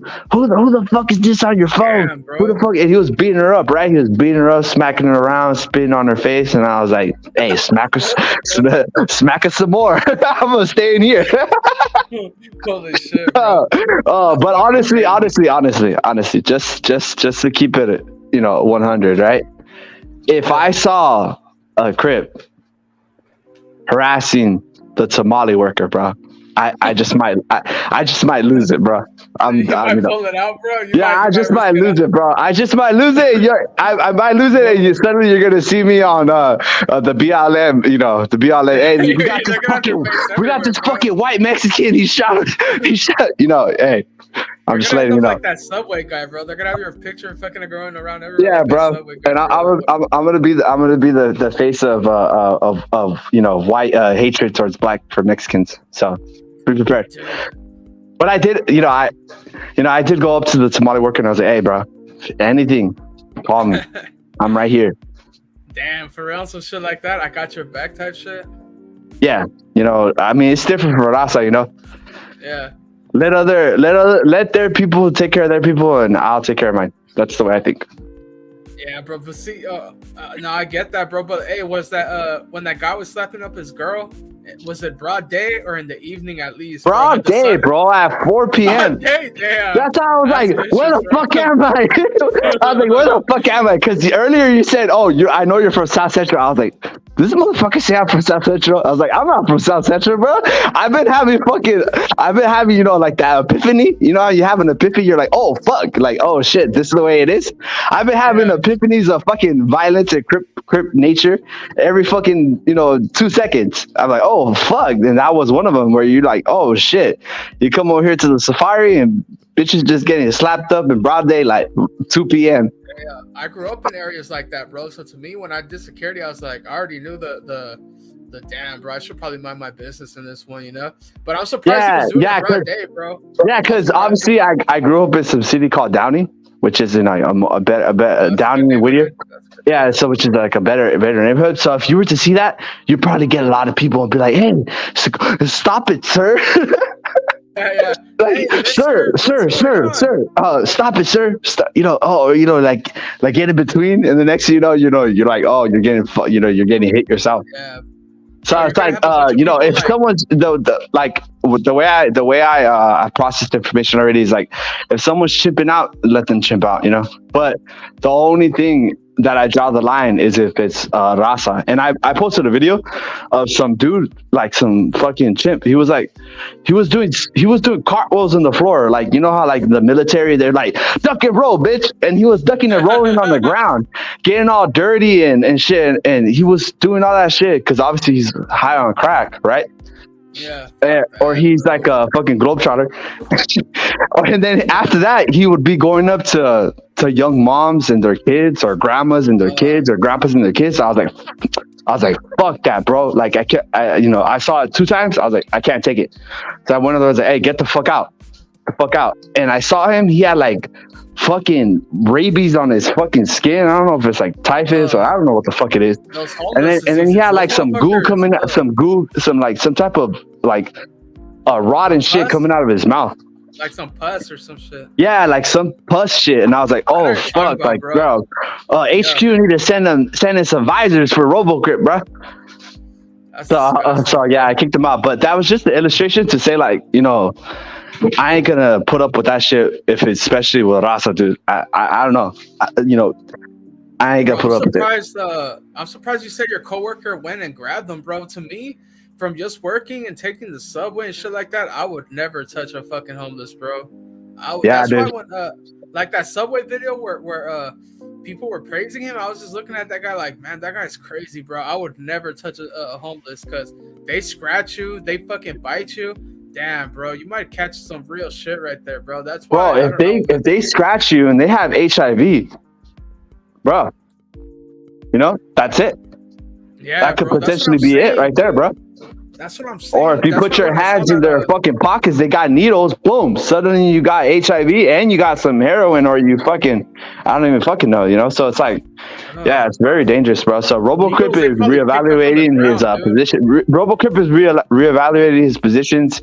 And honestly, I'm taking and what's funny is that I'm taking like, because I have nice cars. So I'm taking like 2-3 different types of nice cars over there, and my dad's all like, you're taking your nice cars over there, bro, like what do you think's gonna happen? And I was like, oh fuck, dude. Buy a Honda or some shit. Buy a beat up Honda, bro. Make it look like you're a father of 2 or some shit. Like, you gotta Yeah, be, yeah, bro. You'd right. be surprised, dude. In security, like, because I work, I did security by an area I live by, and sometimes I would walk around with obviously like in civilian clothes, as a regular guy, and I just be like, nobody notices, dude. How could anybody notice? Because I work in a shopping center, and it's not like I'm in front of any store every day, right? Because there's like a whole like it's basically like fucking a dozen stores. So how Yeah, would people really even pay attention? I never pay attention to security, but nah, dude, people recognize and they remember. You're like, oh, you're that guy that fucking works right here, huh? I've seen you walk to this house. You live right there, and it's just like, oh shit, people do pay attention, dude. You'd be surprised. yeah, and I ain't gonna lie. I'm relatively tall, 5'11", and I'm built, so I stand out. So Yeah, of it's not like course. you see me, you're gonna know it's me. So I'm walking into my Benz. All you need to do is have a fucking spat with one dude, and suddenly your car is all scratched up. Oh, dude, that's another thing too. Because I used to work with guys that would try to beef it with the local fucking let's call them the local residents, and the local residents obviously have more pull than you. You know what I mean? And I'd always tell Yeah, them like, hey, bro, you're not from here. You got to stop trying to. Get into it with everybody right here. You don't know who all these guys are. This guy could be somebody's cousin or some shit. But live and learn, bro. Some people learn the hard way. You know. Don RoboCrip, have you ever man, I'm gonna tell you one of the craziest nights I've had a fucking working security. It wasn't really crazy, but it was just fucking foul. Like it was just like a big fucking trip. uh I huh. was in fucking I was working. Have you ever worked graveyard? Yeah, on occasion. Yeah, dude. I was in you know where Little Armenia is? No. I think it's on Wilshire and fuck, I Wilshire. forgot. Yeah, it's by Wilshire. Does anybody Okay. know where? Yeah, yeah. I'm familiar with that area. But go ahead. Yeah, so I'm in Little Armenia, bro, and I'm working at this. I'm doing security for this facility, right? It's like a two-story facility, like an outdoor fucking shopping center. They have like a 24-hour Ralph's type shit. It's like 2 floors. It's like a little placita, and and it's graveyard, bro. So I'm just like, cool. It's kind of empty. It's kind of dead. I have the office to myself. I'm like, fuck. You know what? I'm gonna go smoke a bowl upstairs. On the second floor, because the second floor is like it's out in the open. A lot of people park there, but nobody's gonna see me. And I'm fucking going up there, bro, and I'm packing a bowl, and I just hear somebody, I just hear something, and I get freaked out, because I'm already kind of faded. I'm just like, oh, what's that? I turn around, bro. It's a girl on the ground, and I'm just like, hey, what are you doing? And bro, she has her drawers all off, bro, and she's playing with her pussy, bro, and she's Oh like, and fuck. I'm like, hey, what are you doing? What the fuck? And I was just like, oh shit. And she looks at it and we make eye contact, bro. And she's just like, oh, I'm trying to release all this heat. You want to come over here? And I'm just like, holy shit, bro. It was a fucking trip, bro. I was just like, yo, I'm just trying to get faded. You need to get the fuck out of here, fucking weirdo. She's in the fucking parking facility, lying on her back, bro, straight with her pussy out, bro, playing with it. It was fucking a trip, dude. It was so fucking random. This was Yeah, like damn, 1 that's a.m. crazy, too, dude. dude. It wasn't even that late. It was like 1 a.m. 1 a.m. in LA, people are still out and about type shit, bro. Yeah, and so what happened? How did it end? You just fucking like you walked away from the area. I Oh, mean, you yeah, laid bro. the pipe, Goku style, No. Super Saiyan level 10. Oh, shit. Nah, Nah. bro, fuck no. I mean, she wasn't fucking ugly or anything. She didn't look bad or anything, but at the end of the day, it's still All right, some what was random your bitch. ethnicity? She was she was she was of African descent, bro. Oh, all right, yeah, you did the right thing. Yeah, You she was did the right thing. Yeah. that shit was a trip, bro. I still remember to this day when she was looking into my eyes and she's like, I'm just trying to release all this heat, and she just starts playing with her shit. I was like, what the fuck? So And I'm you've just been trying to throw. around specific areas. Have you noticed that the those type of the ethnic group that you mentioned, that they're kind of like sexually aggressive? Like they're more At times, it like depends they like, yeah, times or what? at time it depends how you come off, right? They're not gonna come up to some food they think is like if they think you're like innocent, not innocent, but that clean cut look makes them feel more comfortable being that aggressive. You know what I mean? I If guess. that makes sense. But to me, it's always been like there's some of the most sexually I've been sexually assault. Well, not. Well, yes. I mean that sexually assault basically means you're touching someone in a manner of that's what would you say? Not exactly touching their privates. It's just making you uncomfortable, dude. Making unwanted contact. Yeah. Like this happens all the time. Just really? Damn, you got it like not that, this shift, but last shift. Some girl, not this shift, but last shift. A black chick says, "Oh, you get all the ladies here, huh?" And she grabs my back and my arm. That isn't that not sexual? Isn't that not sexual assault? Yeah, it is. To me, it is. Like some like I didn't tell you to touch me. You know, and I'm reversing it. Like if a dude walked up to like a dude walked up to a girl and he's like, "Hey, you're bombing, girl," and he grabs her back. Oh fuck! Like that's like World War III. Like, yeah, right. So it's like the same thing. I'm keeping the same. I'm keeping the same standards. You know, they like, yeah, they to me like they've always like that seems like how the extras like what the fuck, you know. So I don't know. I talked to my brother-in-law. He's like he comes from like a rich family of you know third generation Mexicans, welding company and everything. He has like some fucking those pins of the because we mentioned how I'm gonna try to record, right? And I've been trying to record, but it's just that like how we mentioned earlier, the moments come too fast where I'm not able to fucking record, bro. I just can't. Like it's like I react or I record, like. You know, so it's like if I spend time trying to set up the recording and put the phone in my pocket, then I'm not gonna be, doing my job. That's the highlight, bro. Doing all that, you gotta fucking have it. Have you? Do you know who Ice Poseidon is? You know how that guy that does the in real life streaming, bro? They have a little thing, bro, where you could buy. But you got to be on YouTube like all day, basically streaming. Yeah, no, but the thing is that it's because obviously, I have the money to buy anything. But I was like, oh, fuck. Should I buy a fucking $500? I was looking at $500 fucking GoPro with all these gadgets and all this shit. And I was like, wait. If they see that they're on camera, wouldn't that take away some of their authentic chippiness? Like, wouldn't that take it away? In my mind, it would. You gotta get one of those. They would be like, oh, bro. They have hidden ones. Yeah, he has a camera. So that's why I was like, oh, it has to be a hidden one, bro. It has to be a hidden one. So my brother-in-law, he mentioned that he has like he saw some pins. So I'm gonna try them out, see what happens, and hopefully RoboCrypt is able to give the public what they want, which is reality TV. Not fake shit. What's actually real. That would be fucking insane, bro. Because I've worked security at the store you work at as a Food for Less, right? Well, I don't want to. Yeah, dude. I used to do security at a plaza with the Food for Less, and I could tell you right now, the people, those things are. I don't know if it's the store or just those stores happen to be located in areas where it's like a lot of low income. But Jesus Christ, bro, you run into like the sickest, nastiest people hanging around, going into those Food for Lesses, bro, and I feel like you can confirm that. Wow, you grew up in the hood. You don't live there no more, right? I mean, adjacent. I've moved around a lot, so I fucking I guess adjacent. Cause no, I live. You moved around right now, because you have the ability to, right? Yeah. And you have the ability to because you've made right decisions and you've had jobs that have provided you the wealth to do that, right? Yeah, or our family has given me the opportunity to be like, yeah, hey, and you have all that because maybe you have, I would consider you to be really intelligent, not trying to gas you up or anything. So maybe you're just smarter than the average person that's from those areas.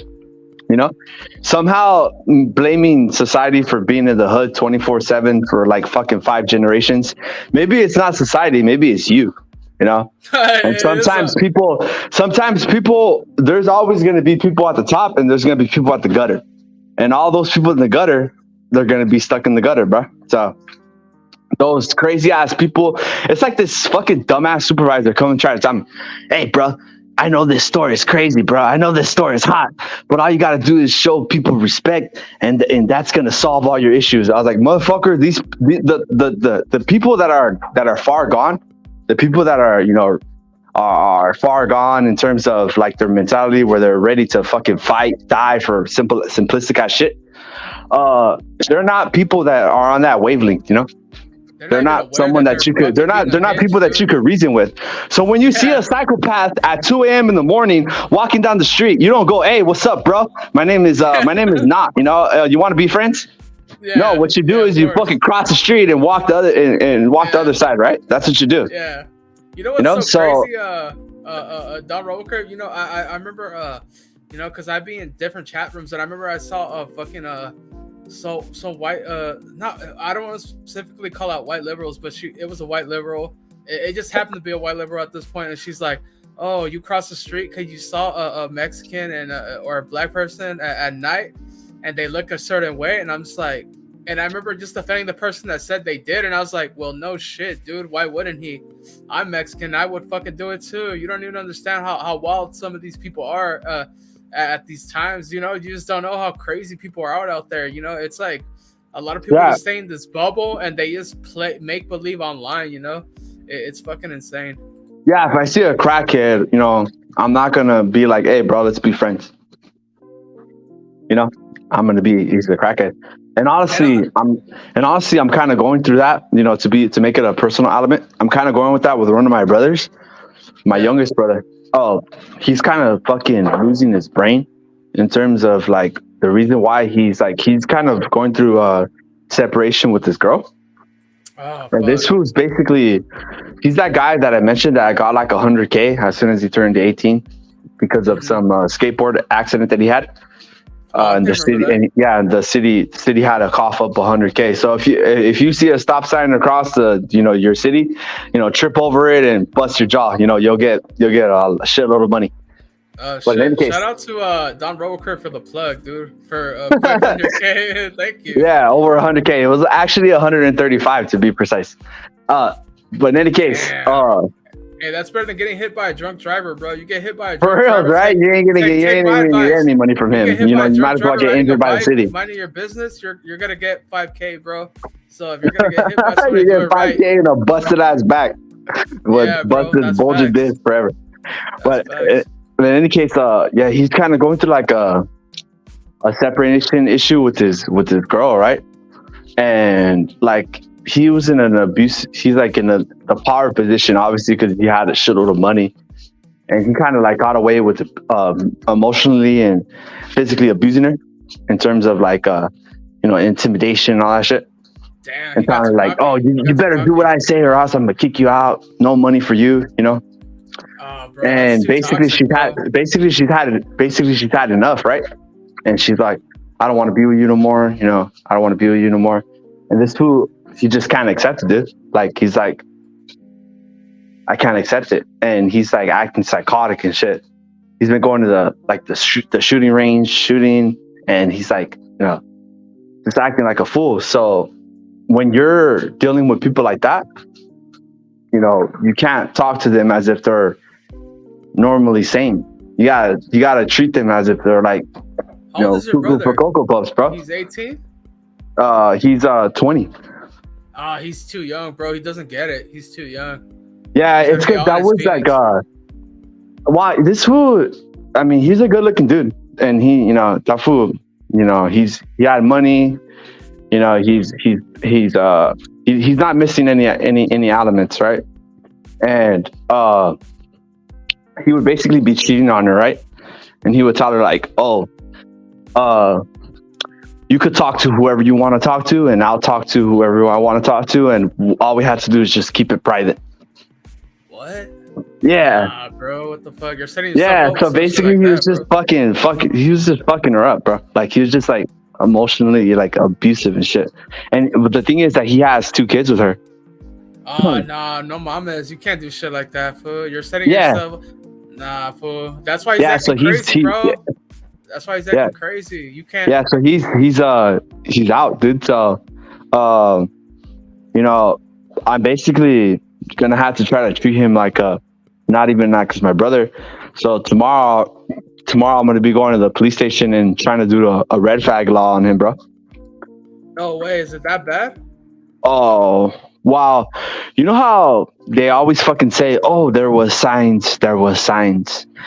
There was Yeah, signs before an incident and people weren't proactive, you know? So yeah, based on, me being one of the more, self-aware uh, people in my family, and obviously me being like the older brother, I have to take some semblance of responsibility for everybody, you know? Because Are you obviously, at least are you at least with him? Does he live with you at least, where you're keeping an eye on him, or is this like he's in his no, own little wow. world? While he was having issues, because obviously I owned a house out there in the Inland Empire, right? Yeah. And he was there with her, and they couldn't make it work, dude. Like they're fucking fighting like insane. So they ended up moving back out here to Whittier, in Downey area, Whittier, Santa Fe Springs, Norwalk area, Oh, that's and good. they were That's nice. fighting there. They were fighting there. So then, my sister-in-law, which is her, his girl, she asked my dad, "Oh, can I go to the temple? Where I'm at." And obviously the temple, I mean, I haven't fucking actually measured it, but it's like four stories. It's like fucking, I don't even know how many thousands of square feet, bro. Probably like, probably like 16,000 square feet, or maybe like 14, 16,000. So she's in her own room, and I'm in my own area, and he was in his own room. So I told my dad, I was like, "Dad, what the fuck do you think this is gonna accomplish? He's basically following her everywhere she goes, and all it's doing is just causing drama everywhere, So it's gonna be here." Damn. But you know And what? recently, like, I don't know if you've ever been in this position, because I've kind of been in this position too, no lie. And I specifically remember it was in high school, and it was a high school dance where my ex girl, she we ended up breaking up, and I was already with another girl already, but I liked that ex girl. I still had some feelings in my heart or in my head, That's whatever the fuck normal, it is bro. That's for normal, of her. course. And I saw her dancing with another dude, and I went fucking like Rimo, bro. Like my pupils dilated, and I was ready to throw fists, like I Yeah. just couldn't see it, dude. Like I couldn't, like it was fucking, like it made me fucking rage to the point where I had to think in my head, like, what the fuck is up with you? Like if I was looking at another person, like I was self-reflecting and looking at myself, I was like, bro, like calm the fuck down, dude. You're fucking acting crazy. So Of what ended course. up happening is that this Saturday was my niece's birthday party. So she went and she had that birthday party without my brother, and she brought the other vato, her boyfriend, No, what? to the party with the baby and the kid. Wait. Back up. Your brother's wife or ex or whatever the fuck in the story brought her new boyfriend to to their daughter's birthday. Yeah, no. While the birthday party with their daughter was basically her own party for the mom. My brother is out of the question, because that's they're sharing the baby while they're trying to be a part of the baby's life, but on their own terms, right? So it was at a different location, so not at the temple. And my brother went over there, dude. He went over there to that location, and he was like, "I'm fucking here to take my daughter. I'm here to take my daughter." And and he's like, "I'm here to take her. I'm here to take her." And he went in there, and my brother's huge, dude. Like we mentioned this, Don Chicassos earlier. Like, just because skinny dudes are might look like a little skinny, they still have a lot of weight in their bones, bro. So They're strong. they're strong, dude. Yeah. So he's fucking obviously psychotic. So he was like trying to, basically take the daughter. So my other brother punched him in the face, and then broke his fucking window in his truck, his mirror window, and then he tried to run him over, dude. No, he tried to run him over with the truck. Wait, what the fuck? So your Yeah, brother fucking this was acting so crazy. One of your brothers felt like, nah, I gotta step in, and then yeah. it turns Why? to It's because this fool. It's because he goes crazy. My younger brother, he goes crazy, and he starts talking like he starts talking massive shit, dude. oh, like he's like a gangster type shit. Like Yeah, he's like, no, I can do he anything I starts talking want. massive shit where he'll like, for instance, he called my brother's wife a whore.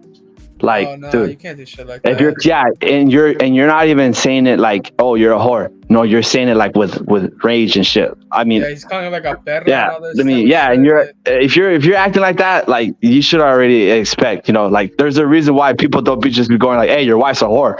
You know why? Because they don't want to fucking get into a fight. You know, Yeah, and if you're over here fucking saying that type of shit, you should expect like for shit to go down. So basically, when that was happening and he didn't want to leave because they were like, hey, you gotta leave, and he's like, no, I ain't gonna fucking leave until I take my daughter. I ain't gonna fucking leave until I take my daughter. So then my brother fuck ended up that. just punching him. And then when he went outside, he was waiting for them to come out to like the front, and he tried to pass him with the car, bro, with a God big ass damn, fucking bro. truck. So that's why I was God, like, this fuck. motherfucker is psychotic. I need to fucking go to the police station and be like, hey. And on that day, on the same day, the Friday before, he has gone to the gun range like consistently, probably like 4 times already. Yeah. And he told me like, hey, bro, let's go to the gun range. And I was like, oh, I'm busy, bro. Maybe next week. He's like, all right. So he's over here like shooting Glocks, shooting Desert Eagles, and like he's like a headshot Nah, expert, hell bro. And now no. I can all thinking like, oh, this motherfucker's gonna kill everybody, bro. Nah, bro. Bro, see the crazy thing about that story, bro, it's just like your brother being acting all crazy like that and still being acting like, oh, give me my daughter. It's like, bro, I would never let your daughter grow with you when you're acting in this manner. You know what I mean? I would keep her safe from you just for your own good mental health, just in case you do something fucking crazy, you know? And Yeah, it's and that's the thing. That's the thing that I told my dad too, because so say for instance, obviously, I don't pay anything here, right? Which is pretty great. And the my sister-in-law, which is his girlfriend, she's staying here, so she doesn't pay anything either. So I yeah. told her, I basically told her, I was like, hey, I know my dad said something, but I think you had to leave because first of all, you're putting like not only are you putting your own kids in danger because he knows your location. So if he knows Damn, your like that? location, he could be anywhere, you know, like he could be like in the backyard, like he could just be waiting, sitting ducks, or and he could try to kidnap you, trying to kidnap your kids, which are his kids, right? Or something like that could happen, right? So I was like, it's better if you do like a CIA mission where you just fucking relocate. You know how they change their name, Go whatever. to Fresno or some shit, Yeah, bro. Move up where he north. doesn't fucking where he doesn't know where he doesn't know where you're at right now. It's to that Yeah, point. bro. It's to that point where this fool just like the day before, right? The day before, I was talking to him and we're like, oh yeah, well, I have a lot of plans. I have a lot of plans. We were formulating plans. All this type of shit, and it was all good, right? And next thing you know, next day he's fucking on some psychotic mission trying to kill people.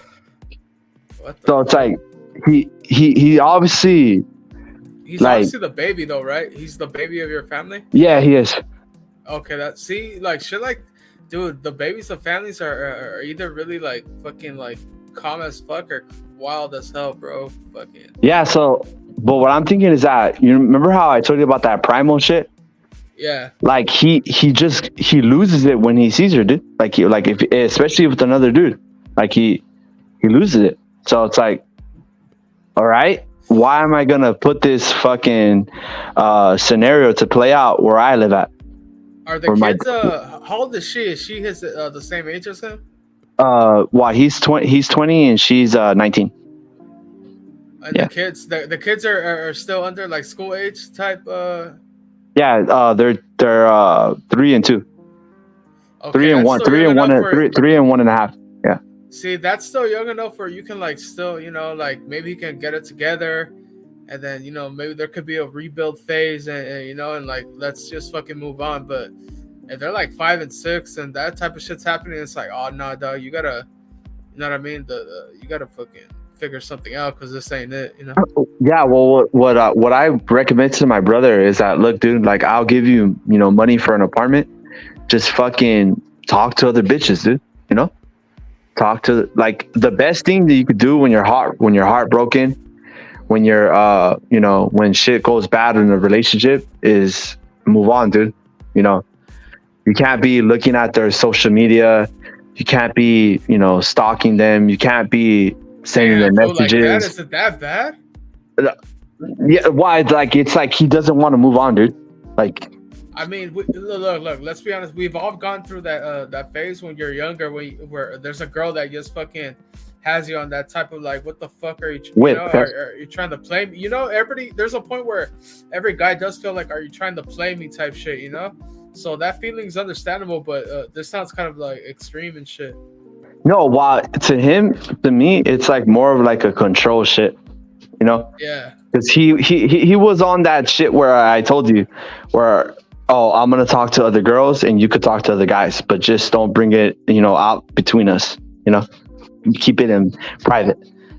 Who the fuck says that? You know? That's some new hipster shit, bro. That's some hipster shit. I mean, maybe, but yeah, that might be like the the Instagram culture where you're just hooking up with random ass people, hookup culture. Like, what's the point of having a family if that's what you're gonna do, bro? Yeah, really so that's the point. Like, suddenly you want to be family boy now. Yeah. But to me, it's just not. It's not about the relationship. It's a combination of shit, but it's obviously, to me, it's more about control. You know, he wants to be able to dictate shit. And now that she says, oh, I don't want to be with you no more. Now he doesn't have control, right? Yeah. So now he's playing the part where, oh, I'm trying to, have a family. And it's like, nah, shut the fuck up. Hey, people are sick, man. People are sick. Yeah. Have you seen do you know who Adam 22 is? Have you seen that shit? Yeah, I'm honestly like, fuck, bro. Like, I don't even want to get into that because, no, I do want, like in terms of, I'll get into it here. Yeah. But the issue that I have with that shit is that so many people are talking about it that it kind of, it popularizes it like that. Yeah. Like, people are going to fall into the cracks. Now you have people in the comments that are, even if they're trolling, they'll be like, oh, that's his life, his thing, they're like jokingly trying to defend it, but eventually people take that shit serious, bro. It's the normalization, right? Yeah. That type of shit, usually when you're trying to discourage actions, you shun it and you fucking like, you shun it and you don't even give it light, Where right here, it's like you're fucking trying to popularize it. And this who's trolling at this point. Like, I've seen some of the response that he's doing. Who should I let my? I seen one message. He's like, oh, who should I let my? Who's gonna blow out my wife next? Who should I let blow out my wife next? Yeah. It's like he's trying to do that thing where he acts like, oh, I'm not bothered by the internet memes. But now we know, since you're reacting to it and making posts like that, now people are aware, like, oh, this is bothering him. That's why he keeps trying to play it off. So now they're gonna go harder, and you're gonna keep trying to go harder, playing it off until like it's just too much, and the same shit happens to him. What happened to unironically your brother, dude? That animal fucking errors where it's like, no, we gotta stop this. I feel it's gonna come crashing down type shit. Yeah. I mean, hey man. You do stupid things, you win stupid prizes. That's how it goes. So, hopefully I'm able to control this situation the best of my ability and get shit ironed out, And if you don't hear from me one time, RoboCrypt, it's either that something happened in South Central or, unfortunately, my brother went psychotic. So, yeah. Hopefully not. That was fucking crazy.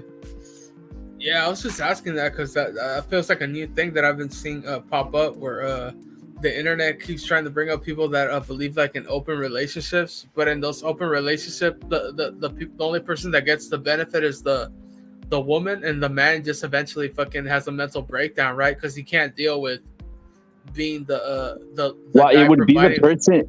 To me, it would be the person that brought it up first. I mean, it's always the woman, though, right? Yeah, obviously it has to be. Obviously, it has to be like one or in between, you know, because obviously, like for my brother, he's the one that brought it up, right?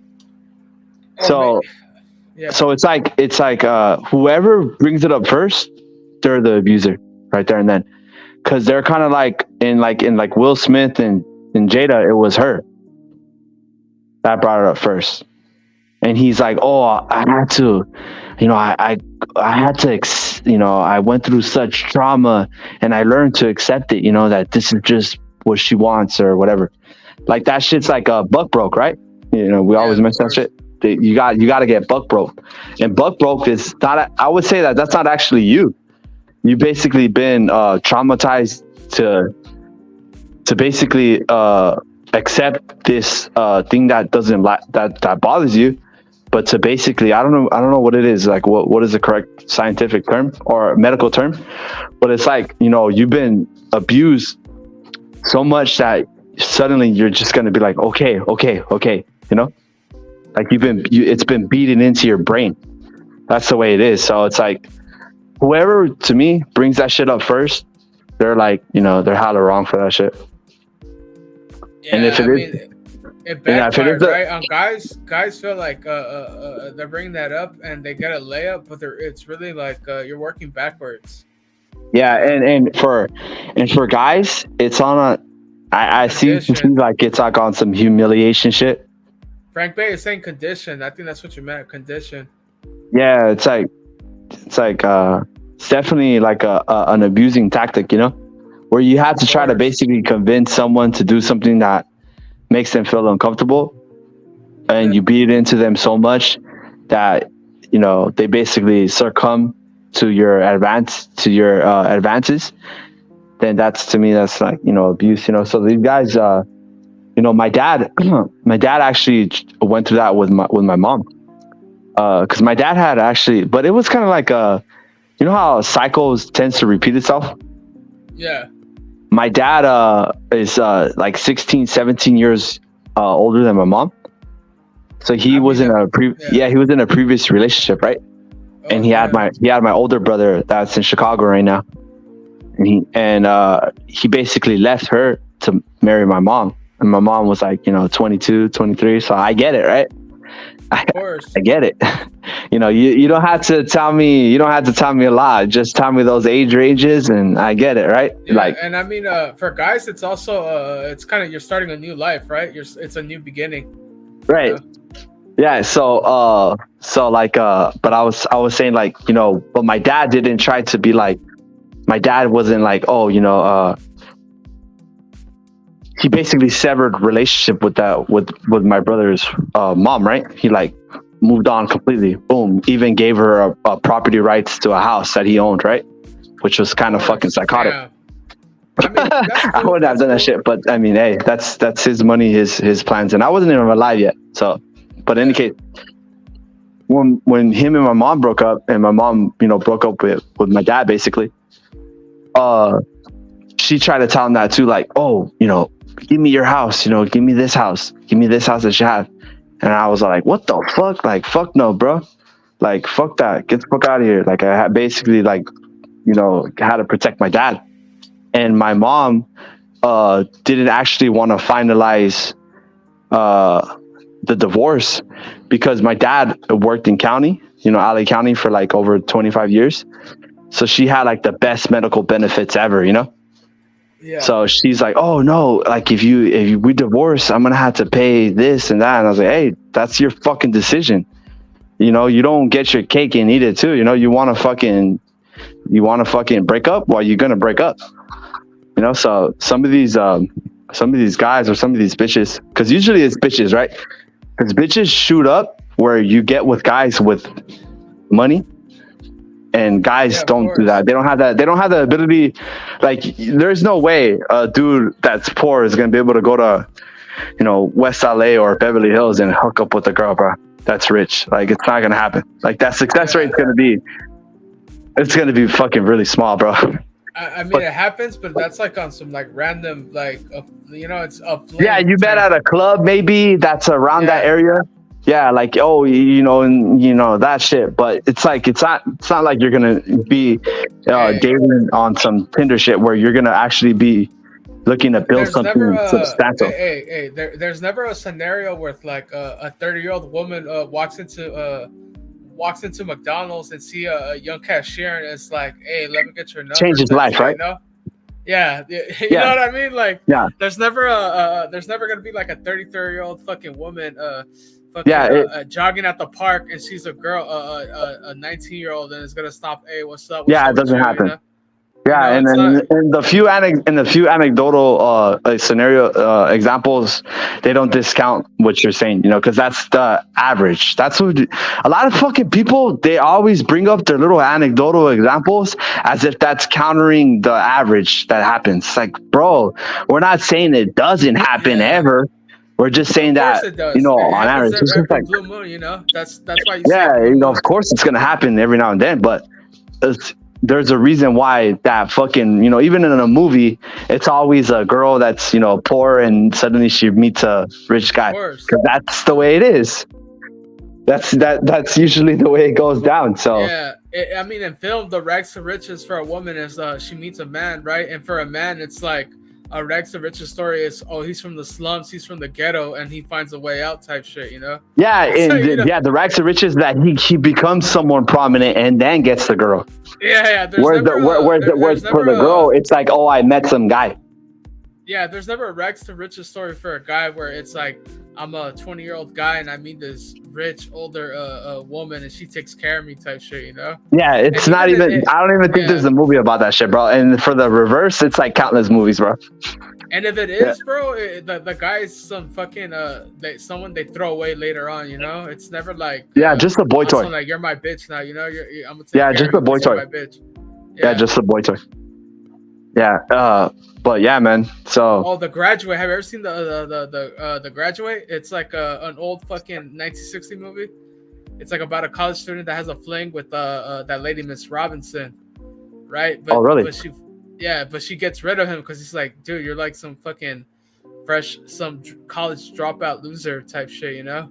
Like, I only fuck with you and that's it, bro. I'm gonna go back to my rich husband type shit. Yeah, that's the way it goes. So, you know, maybe some of these guys, they just got like my dad, you know, I was there to defend him, but some of these dudes, like, they just succumb to the fucking pressure and suddenly they become, you know, buck broke. Yep. So it happens, I guess. Just to circle back to fucking boxing, bro, that's what happened to fucking Teofimo, right? Like, goddamn. Teofimo, understandably, and just based off his persona that we see from his interviews and just his anything involving him in media, he's fucking awkward and weird and just different, you know. And it looks like he's not really aware of how to be around people, and like you could see it in fucking the way it happened, and you could see it in his relationships, right? He fucking married the first girl he probably met or went on a date with, and fucking went psychotic, dude. Wow. Maybe like she obviously played the strings right. Yep. She saw him as like she was like a predator. There's obviously women evolved to be more seductive in terms of like from a mental standpoint. Obviously, they don't have the physical capabilities to compete, so they're gonna compete. They're gonna compete more on from a mental standpoint. So she saw him that he was, you know, maybe had some awkwardness, maybe was not able to understand certain emotions. So she played into it, you know, and she got him. That's what happens. I mean, yeah, Teofimo got himself an older girl too, right? She was a working class. I mean, she was a fucking flight attendant, dude. She had to have been like at least in her like mid-20s when he met her. At least mid-20s, yeah. Yeah, at least in her mid-20s when she met this guy who's barely like, what, 21, 22 or some shit. So, you know, I don't know, dude. It's weird. Now he's going through a divorce, so now he's trying to hold this career hostage. And I feel like that's what happened to, Mikey Garcia didn't have the relationship issue. He had the contract issue. But they're similar in the sense that Teofimo's trying to run out his contract because he doesn't want to fucking end up paying all that alimony, right? So he's like, Yeah, "Fuck, how the he's fuck do basically trying to delay it until the divorce and all the court hearing is finalized. So then he'll be able to make his own money for his own self. Yeah, think about it. He's coming off his biggest win of his career. Well, I mean, this Josh Taylor win is probably bigger than Lomachenko just off the fact that this is a Teofimo people thought were done, right? So, and the way he won. So this guy's coming off the biggest win of his career. He could probably One of the biggest wins in one of the biggest wins in boxing. Yeah, exactly. And he has all the pedigree. Look, you can say whatever you want about Teofimo. You might not think he's that good or he's that special, but he has all the accolades. He has all the accolades. If somebody wanted to, if he wanted to, let's say he's like, fuck it, I'll fight Tank. I'll fight Tank at a catch weight at 136. Obviously, you wouldn't be surprised that a guy like Teofimo would take it though, right?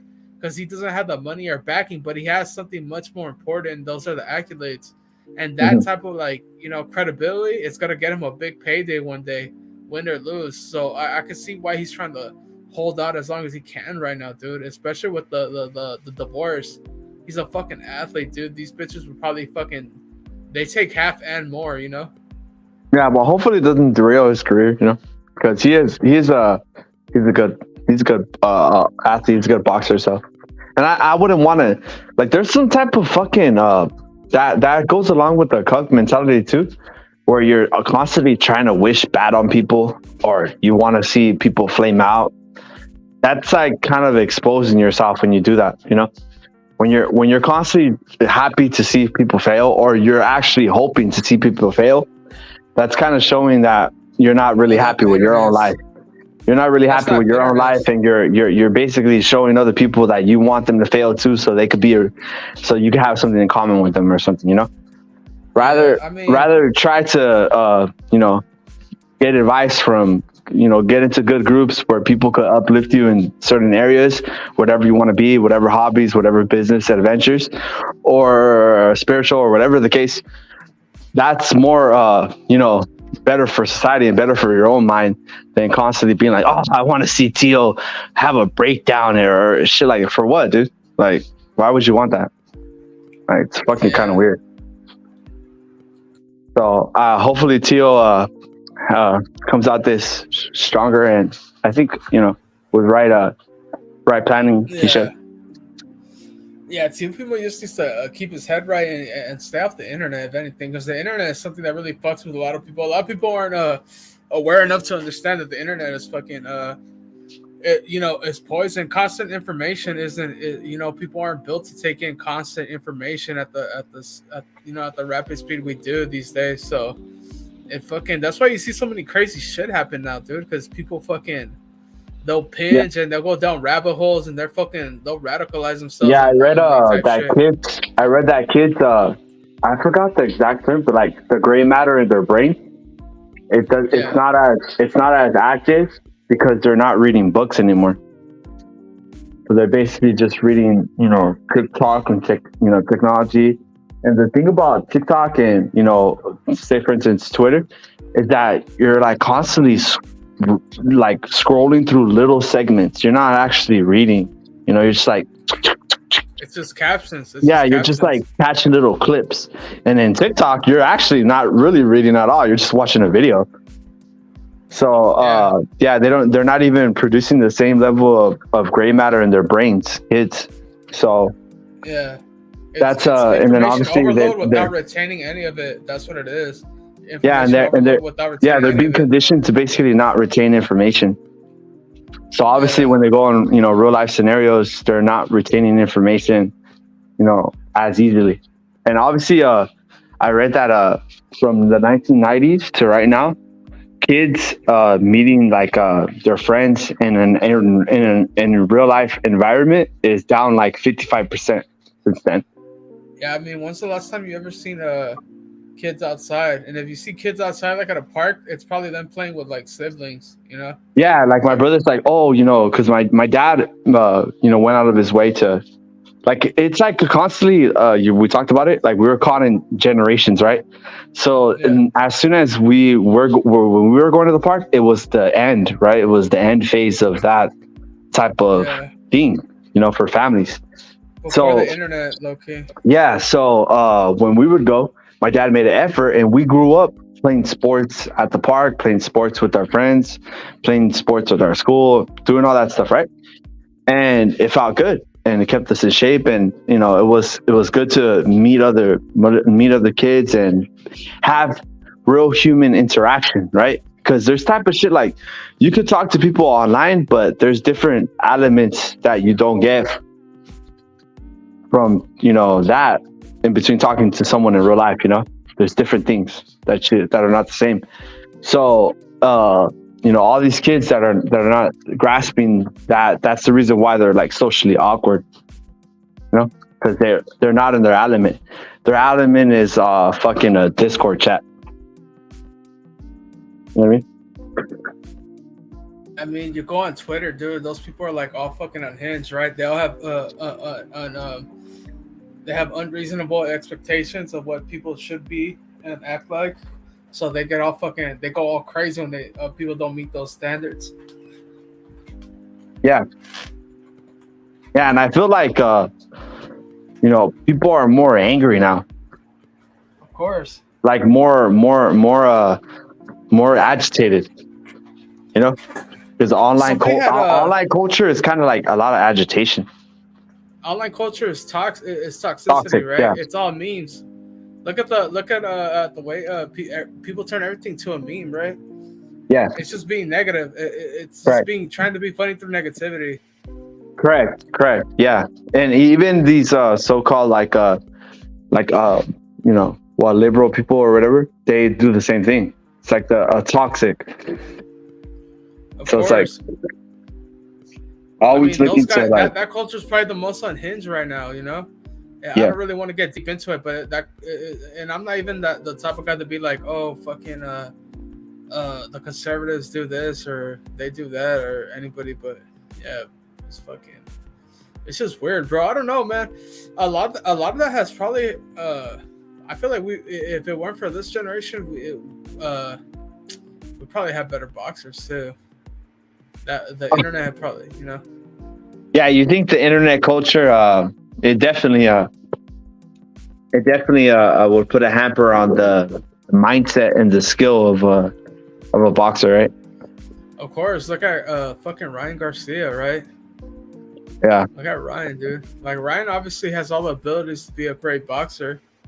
I mean, he has the fucking athletic physical ability, the capabilities. power.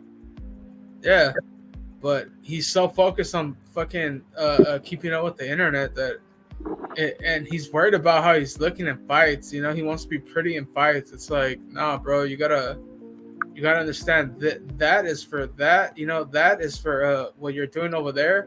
But boxing is boxing, and you have to keep your hands up, and you have to keep your chin tucked, and you have to. It's not gotta look pretty, but you're gonna win. Yeah. I think a lot of those guys like that, dude. But Ryan's just like the main guy that shows it. But it's because he's just so damn popular, right? So he's Yeah, like it's the because he first, has like, those other elements. It's kind of like it's hard to. It would be hard to separate it because that's just who he is, Like he's a person that attracts attention. Yeah, dude. And I mean, obviously we've had Oscar was the golden boy, right? He was fucking super famous, but luckily you hear these stories of Oscar that what he used to do during his prime, Obviously, if that happened today, he'd be on some fucking like. Yeah, maybe if he was in this area with the technology area, he would have been, derailed as well. So Exactly, dude. And I mean, he did kind of get derailed in his own run, but imagine with all these cameras, he'd probably be fucking he'd be called a lot of things he probably couldn't even deal with, right? Shit. Yeah. I'd imagine. Damn, RoboClip, are you good? Yeah, dude. 100%. Oh yeah, you want to keep chit chatting, or you want to just call it a good night, bro? I feel like we did a good run, dude. We did a good run, man. It was cool in the chat. I saw everybody laughing. We had a lot of interesting conversations. I always mention that you're an intelligent individual, bro. So props to you, Thank to you, your brother. channel, and to everybody that joined in. Hey, bro, and with that, bro, I want to shout out the chat and Don Robo Crib for coming on, bro, and chilling, bro, and we'll see you guys next time, bro. Thank you. Salute CCD. Salute everybody. Have a good night.